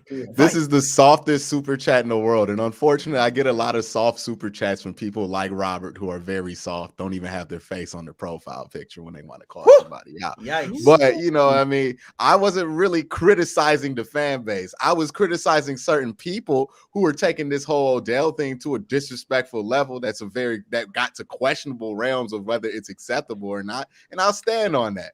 But I stand on what I said. Yeah, Odell was open. Baker was missing some throws to him, but the team is better without Odell. That is an absolute fact. You guys were right on that one. But to say I'm in my feelings, did I deny that at the start of this show that the Browns were better without Odell? Or are you in your feelings because you're willing to spend $5 to tell me to sit down when I'm already obviously in a chair, Robert? Okay, so I don't know if you're standing up, but you sit down. Get out of here. Okay. Well, Tony. Yeah. I saw your comment. Well, here's the problem I have with this game. Okay. The NFL script writers had a lot of fun this week writing up these games. Number one. First of all, there were a ton of crazy games, crazy results. The Broncos with an absolute beatdown of the Dallas Cowboys. Why Josh Allen is better? Which Josh Allen is better? Josh Allen, listen, we know who the best Josh Allen in the league is right now. The Jaguars, Josh Allen. And it's not the quarterback. Well, the I mean, two Jaguars. things can be true. Josh Allen had himself a day, and then Josh Allen also lost the game. You know what I mean? Yeah. Josh Allen was terrible. Yeah, you're right. Really terrible. Yeah, how about the Giants beating the Raiders out of nowhere? That was just a Oh, that's right. I forgot. And about then that. my favorite one, no Kyler Murray whatsoever, and didn't matter for the Cardinals offensively because they looked every bit as good without Kyler Murray as they did with Hey, him. I mean, wait, before you keep going, can we pause here? How is everybody giving a pass to Kyle Shanahan? This dude, his record has in the NFL has not been great as a coach, and now I understand injuries, but you're healthy. The other team's not healthy. This is your time. They're not really that healthy though at running back, and that's where he's made his money. Okay, scheming up. Wait. But running backs don't matter. I'm with you. Yeah, I just saw I'm with Adrian you. Peterson. You know what I I'm mean? with Run you. the ball in for the Titans. And Like, Kyle Shanahan's whole point is like, I can have any running back and make him successful, right? That's his whole pitch. I agree. Doesn't matter the running back. What's his pitch? And I agree. That the no players quarterback. don't really matter as much as his You system. lost That's to kind of Cole. the Kyle Hamilton thing. You lost to Colt McCoy and wasn't even close. Well, Anyway, I mean, remember they have an elite coach out there in Arizona. Well, no, you lost to Colt Right, McCoy Gil? and Cliff Kingsbury. Like that, you lost to Colt McCoy and Cliff Kingsbury, which you got outcoached by a real Cliff mismatch in Kingsbury coaching there when all between he Kyle had Shanahan and Cliff was Kingsbury. Colt McCoy Oh, at his man. disposal. You out here making Cliff Kingsbury look like a genius. no D-Hop. No D-Hop. Yeah. No D-Hop DeAndre either. Yeah, Hopkins. doesn't need him. No, nah. He just outcoached you with They got Texas a A&M 5-1 pieces. receiver Like, just out there lighting it come up. on, man. You out there with Rondale Moore cooking. What? Rondale Moore is what is actually really this? good. The 49ers. I know we man. clowned on Rondale Moore in the draft thing, but he's actually really good. No, Rondale Moore is cool, and it's really adorable whenever he gets to play, like, because it just looks so funny when him and Kyler Yeah, Murray no, are it going does. to It makes each us all other. like anyone can play in the National Football League. Like, doesn't That ball's matter. on the straight Are line. you 5'2"? That is- You could also play in. That's like when you play GoldenEye on big head mode. That's what it looks like. You know what I mean? So They give a pass to Kyle too much, in my opinion. But anyway, Tony, you can keep going. Well, okay, yeah. So as I was saying, like the script writers had a lot of fun in the NFL this week. They scripted up a lot of fun games for us, and they thought that we wouldn't notice if they decided, hey, you know what, for this Baltimore game, like let's just play some reruns. Let's just replay Ravens Colts and see if anybody notices. Yeah, NFL. Okay, I noticed. In the first half of this game, if you're a Ravens fan or any fan out there who actually bought into the idea that the Minnesota Vikings were actually going to win this football game, you're crazy. You're crazy. There is not a moment in this game. Actually, there were a couple moments. Before they got the PI call, I suppose there was an outside chance that the Vikings could have scored. But man, the Ravens needed that PI call. They got it. It was the correct call. It was a bailout, but it was a correct call. You know, the Ravens ended up getting a touchdown there. That's exactly what they needed. As Sonny said, their offense in the second half was phenomenal. There was also a moment, like you guys were saying, after the interception, I did kind of feel like, oh, well, you know, overtime interception. Like, I suppose it's possible Kirk Cousins goes down and leads the Ravens back here, leads the Vikings back here. But no, it's Kirk Cousins. I mean, by the way, Kirk Cousins under pressure. Kirk Cousins That's what with Tony said with the during the blitz. game, by the way. That's what Tony's about the Vikings. I appreciate you bringing that up. Okay. I mean, I take it. I regret nothing. That's how I feel. I regret nothing. Here's the thing about so let's talk about this Lamar Jackson MVP thing because now everyone's going nuts. Oh, look at how great Lamar was. He is the MVP. Okay, hold on a second. This is why, Tony. You don't like. Are they doing this on purpose? Are they doing this on purpose? No, This he's whole, not like, better than 2019. It's just the problem is who's the MVP. There's no clear runner. I think he's just a de facto because there's no clear one. Go ahead. No, the MVP. Well, you gonna say Tom Kyler's the Brady. MVP? The MVP is gonna be Tom Brady because he's Tom Brady. No. Shouldn't be How Tom many Brady, but it's gonna be Tom MVP Brady. this He's year? right now. How Tom many Brady MVPs is does the he leader in the have? clubhouse, and when it comes Is he? to he is. Nobody's been talking about Tom Brady's 4-1, I think. individual performances though. Like I've heard more about He's Kyler just Murray real- than he him. leads the league in passing. Tom Brady Who at cares? Passing 47 yards or whatever he is. He He leads the league in passing. All right. in the NFC. You know, Lamar Jackson could win MVP. To win MVP, he doesn't have to play like crap in the entire first half of a football game and then light it up in the second half and these miracle comebacks against teams that they should beat by 30, right? And this is what I don't understand about Narrative, this man. It's a MVP narrative race. award. Yeah, exactly. He's like creating this narrative for himself when it would be just as impressive, Lamar Jackson, if you just played 4 quarters of good football. But the fact that this team No, now, y'all take it for granted. yeah, they shouldn't have beat the Chiefs. Okay, they got lucky to beat the Chiefs at the end with that Getting fumble, battle-tested. and they had and Lamar started that game about as poorly as you could Lamar start a forced football that game. fumble. Okay, Lamar's unbelievably bad interception against the Lions to gift the Lions back into that football game. But then, they came back down and scored the 90-yard field goal, wherever it was. Right, that Colts game where it was just like all-time bad by the entire Ravens team in the first half of that game. And then, they have to miracle their way back. Like, I just don't understand this Ravens team. I'm not going to take anything away and say, like, they're the luckiest team in the National Football League, but they absolutely are the luckiest team in the National Football League. But they don't have to be. They don't have to be. They are just good. Like, the Ravens could just be a good team. If they could just put together 1, 2, 3, 4 quarters of good play, like, they would be good. Like, what's the fun on that? Well, exactly. Yeah. It makes it a lot more interesting on Sundays. Yeah, they drive viewership up. They drive me nuts with this stuff because you get your hopes up. Maybe the Ravens are going to lose this week. Nope. Yeah, it's still actually. You know what? We do it for you guys. We do it for the listeners. I got enough. Listen, I got enough watching my Steelers every week. Okay, because tonight's game, every Steeler fan knows this. We're going into the fourth quarter with like a 3-point game, and we're going to sweat it out for the end. That's what Steeler fans do every week. So, Tony, you've been real confident for the show, and like it would suck if in 2 hours that Allen Robinson turned it up on you. Yeah, well, that would suck. If it was Allen Robinson, as long as it's not Allen Robinson, whatever. That would be epic, though. That would make the show. It would make for a fun. It would make for a fun show for everyone else. For everyone else, it would make for a great show. For me, the return of Allen Robinson. You know what I will say though? What's the craziest result that could happen tonight? Right?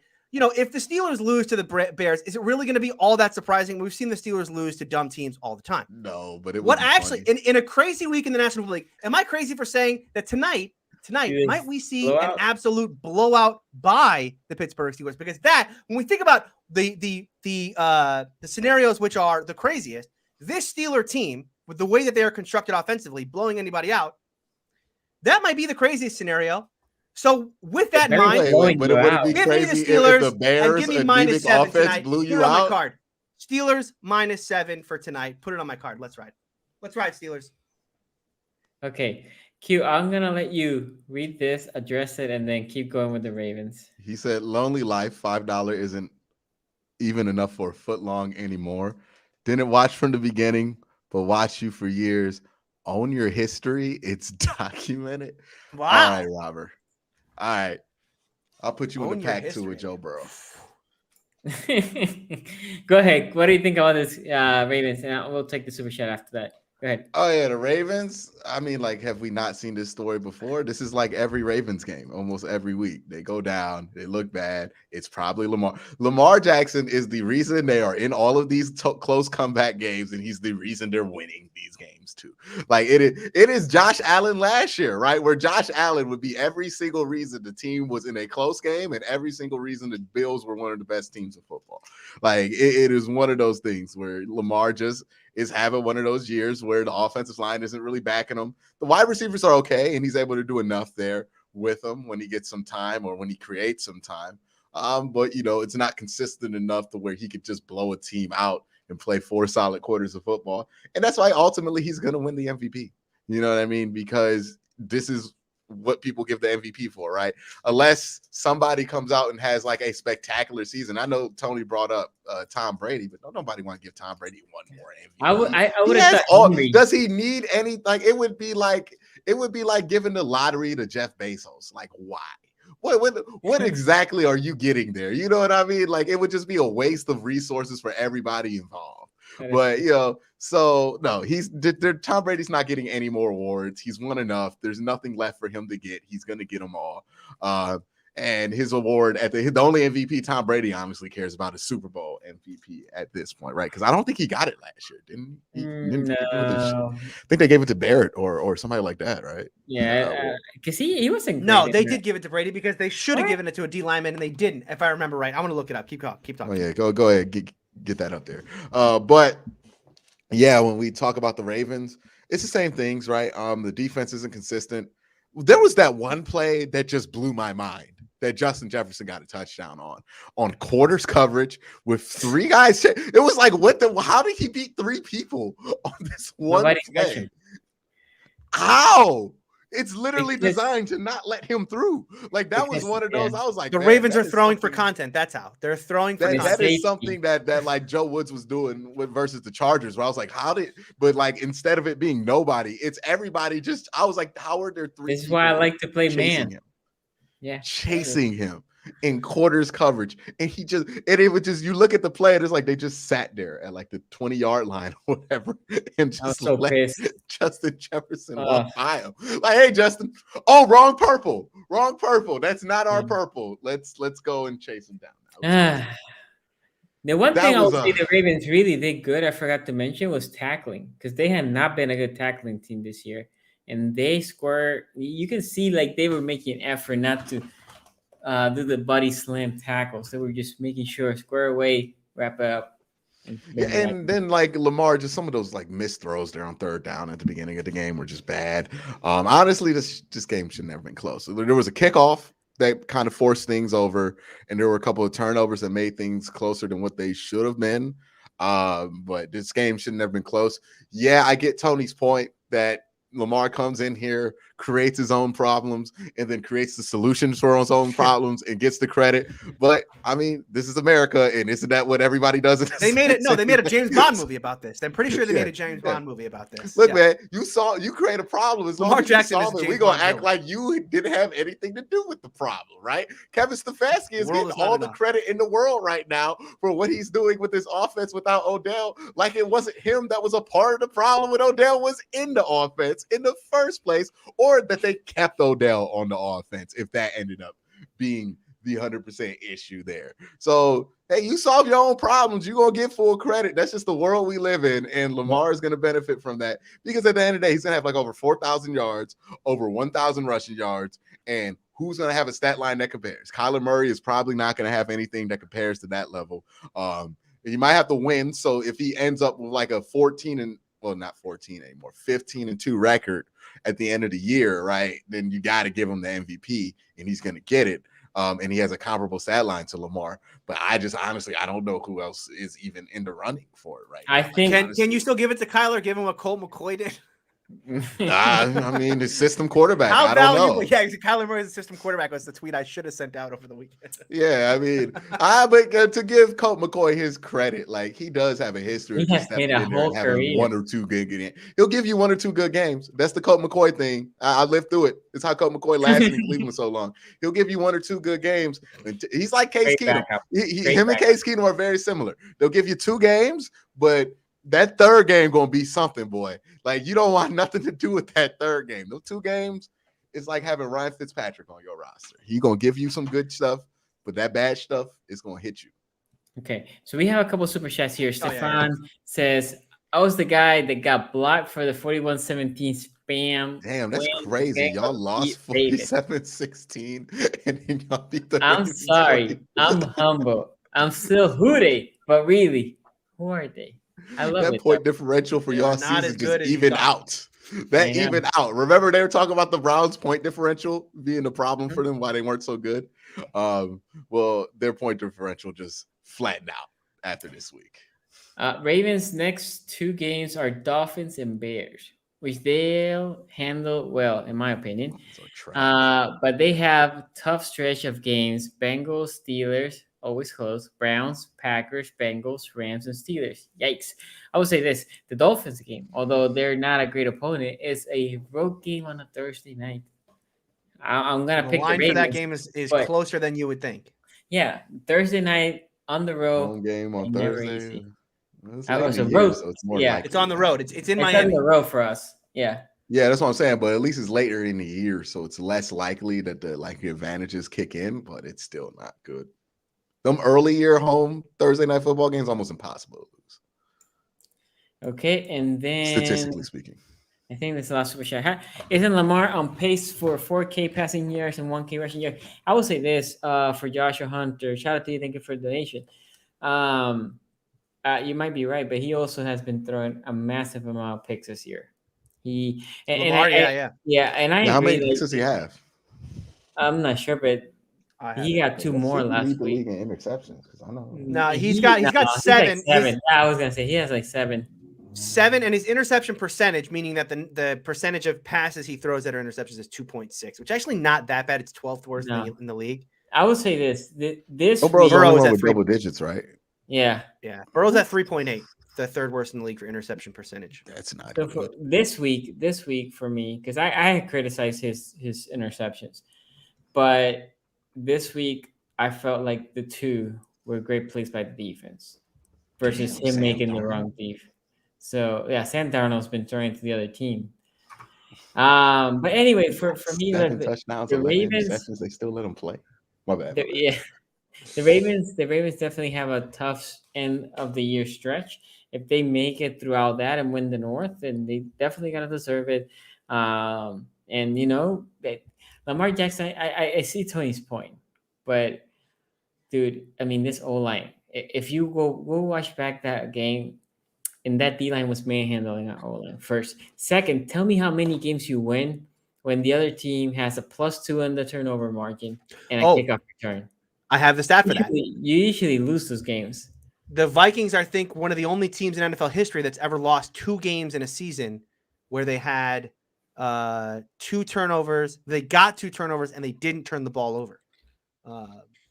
Very rare. Very rare to lose. And they lost the game. Yeah. Right? Yeah, but that's what I'm saying. Like the Ravens have a tough schedule down the stretch. They're not going to be able to do. They can't no-show first halves during that second half stretch. I don't think they're going to be able to do that, especially when you start getting those division games. They no-showed the first half of that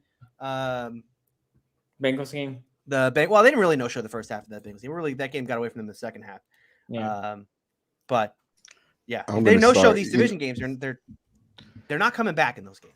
Since we have a thing of championing random backup quarterbacks, I know the Mike White fan club is strongly represented on the show, as well as the Tyler Heineke. I'm going to go for the PJ Walker should start fan club now for the Carolina Panthers. PJ Walker, XFL MVP. He was a baller in the XFL.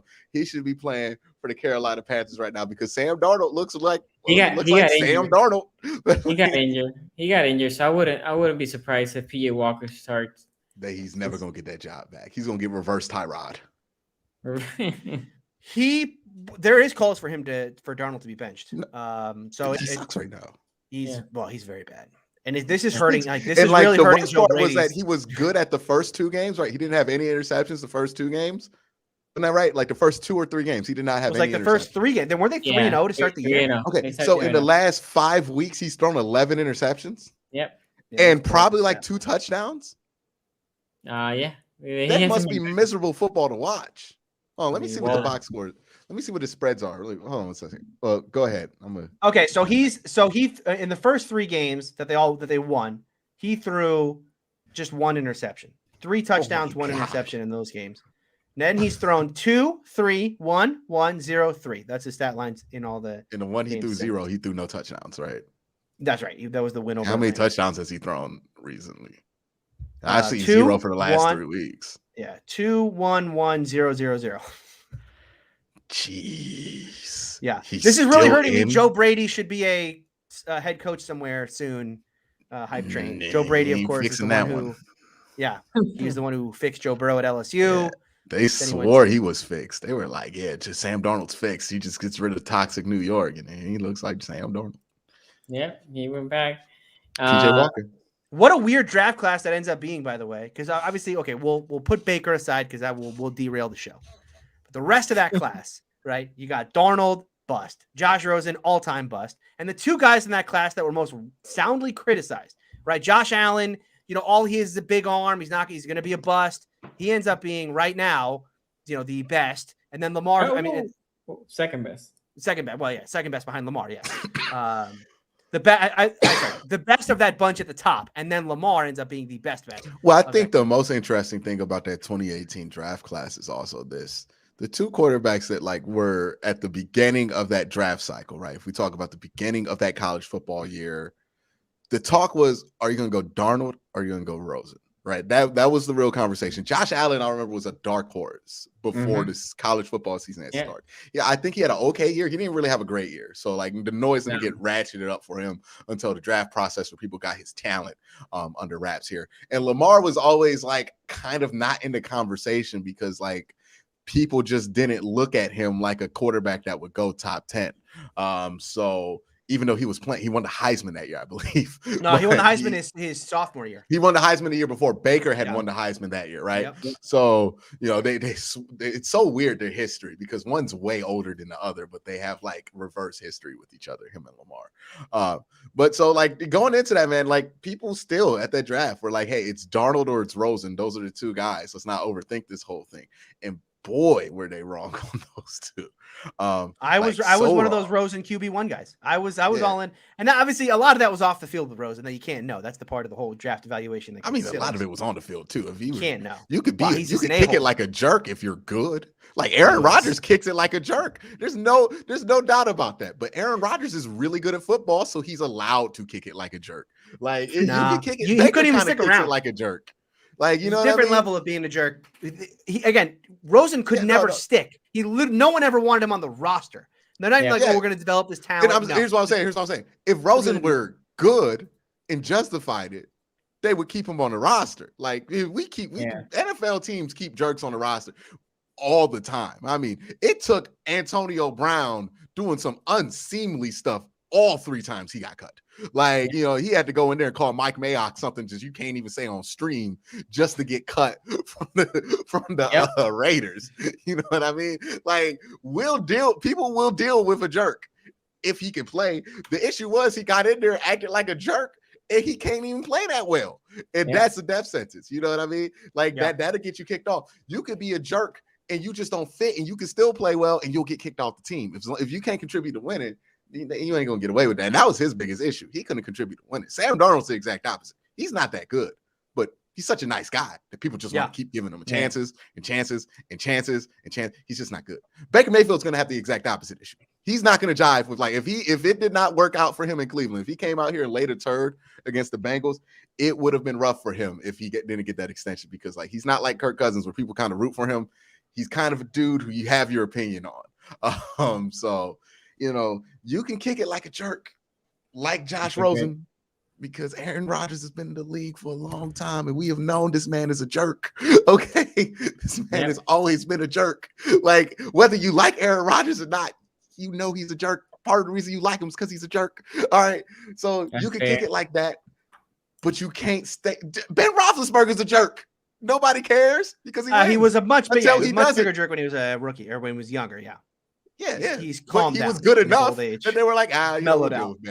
We'll deal with Ben. We got James on the roster if he says anything crazy. Like, you know what I mean? Like they weren't going to deal with it. But he was such a jerk in Arizona and not good that they didn't even let him play and still drafted somebody else in the first round. That's how you know he was awful in practice and in the locker room. On the topic of quarterbacks, real quick, I know we're going to wrap up here in a second. Just want to, for those of you who didn't watch college football this weekend, the 2022 or whatever it's going to be quarterback class took a massive hit. Anybody watch Malik Willis against Ole Miss? Ole Miss looked like Ole Piss.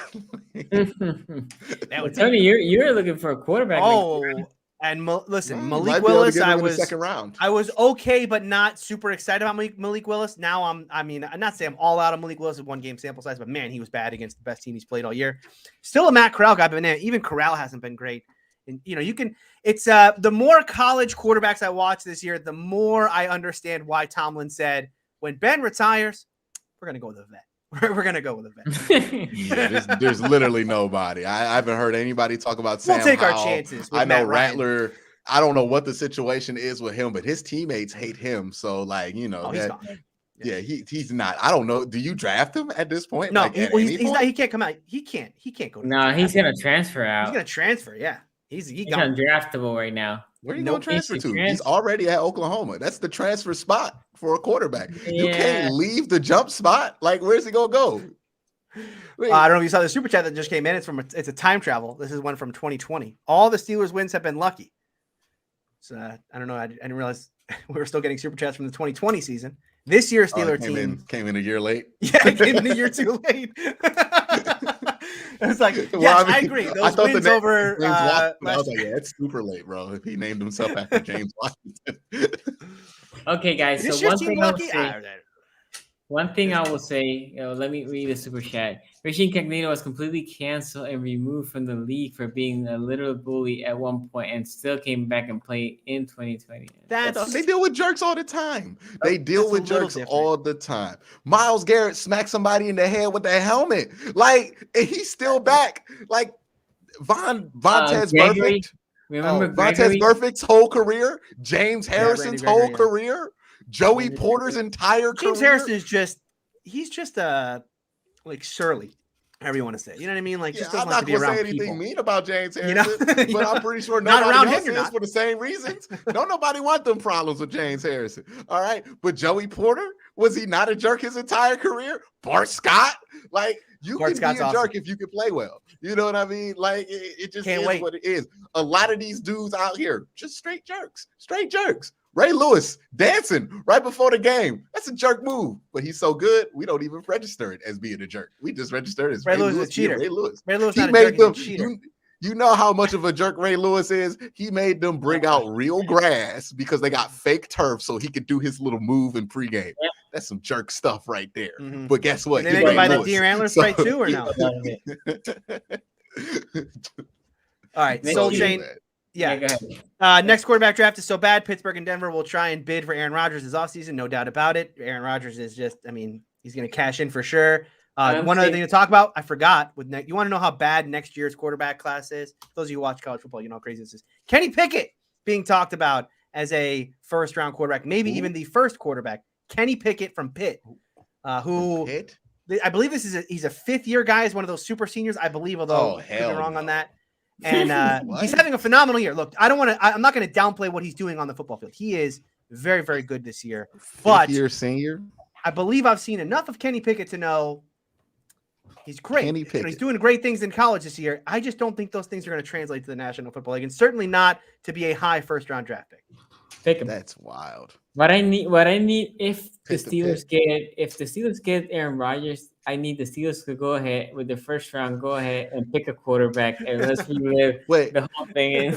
Tony, are you kind of like rooting against the Green Bay Packers here though? Because like if they won a Super Bowl this year, they're done, right? Like No, I Aaron think Rodgers is done. here's the problem. No. What really hurt was yesterday's game.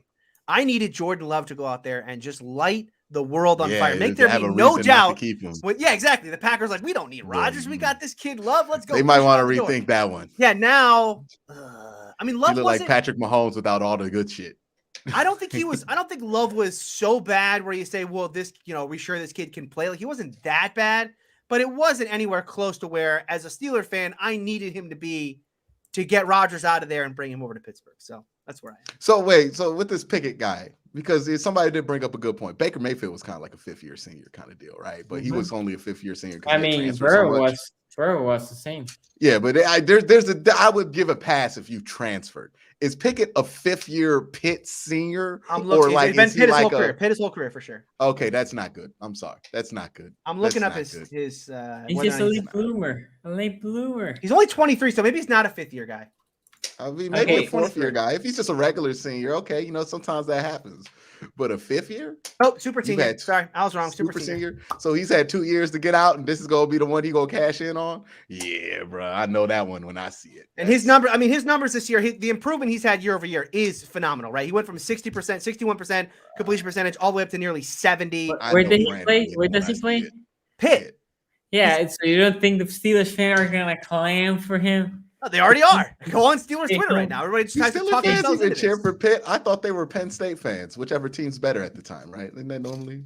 Pitt and Penn State don't like each other. Yeah, so I don't know. I've lived in Youngstown next to or then the West Pittsburgh. Virginia, get the West I Virginia have thing never in ran there. into just a Pitt fan. Like I've run into many Penn State fans out in that area.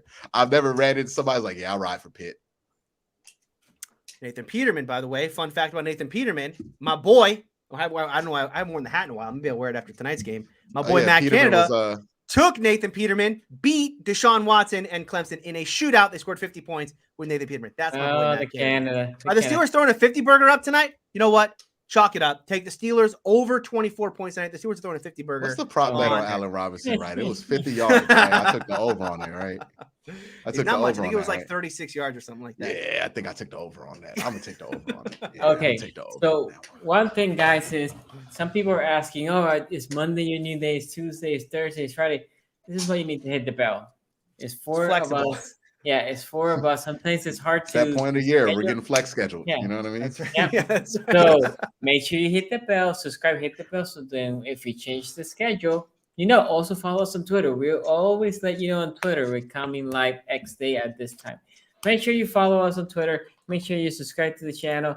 Thursday, we're going to come back on Thursday. We're going to review the Steelers. We're going to talk about the Ravens preview, which they play Thursday. We're going to talk about the Browns game. So make sure you hit the bell so you stay every time we come live, and there's some things we were brewing. So make sure you follow us on Twitter. And for those 5 of you, they're still alive in the Survivor League. Hey, make sure you Good luck. Good luck. And whoever wins will make sure you get a shout out in the show. Take care. We'll see you next time. Have you ever felt The pump fake. Are you on the play? That's intercepted by Wilson. Ball's out. Oh, look, ball is out. Oh, boy.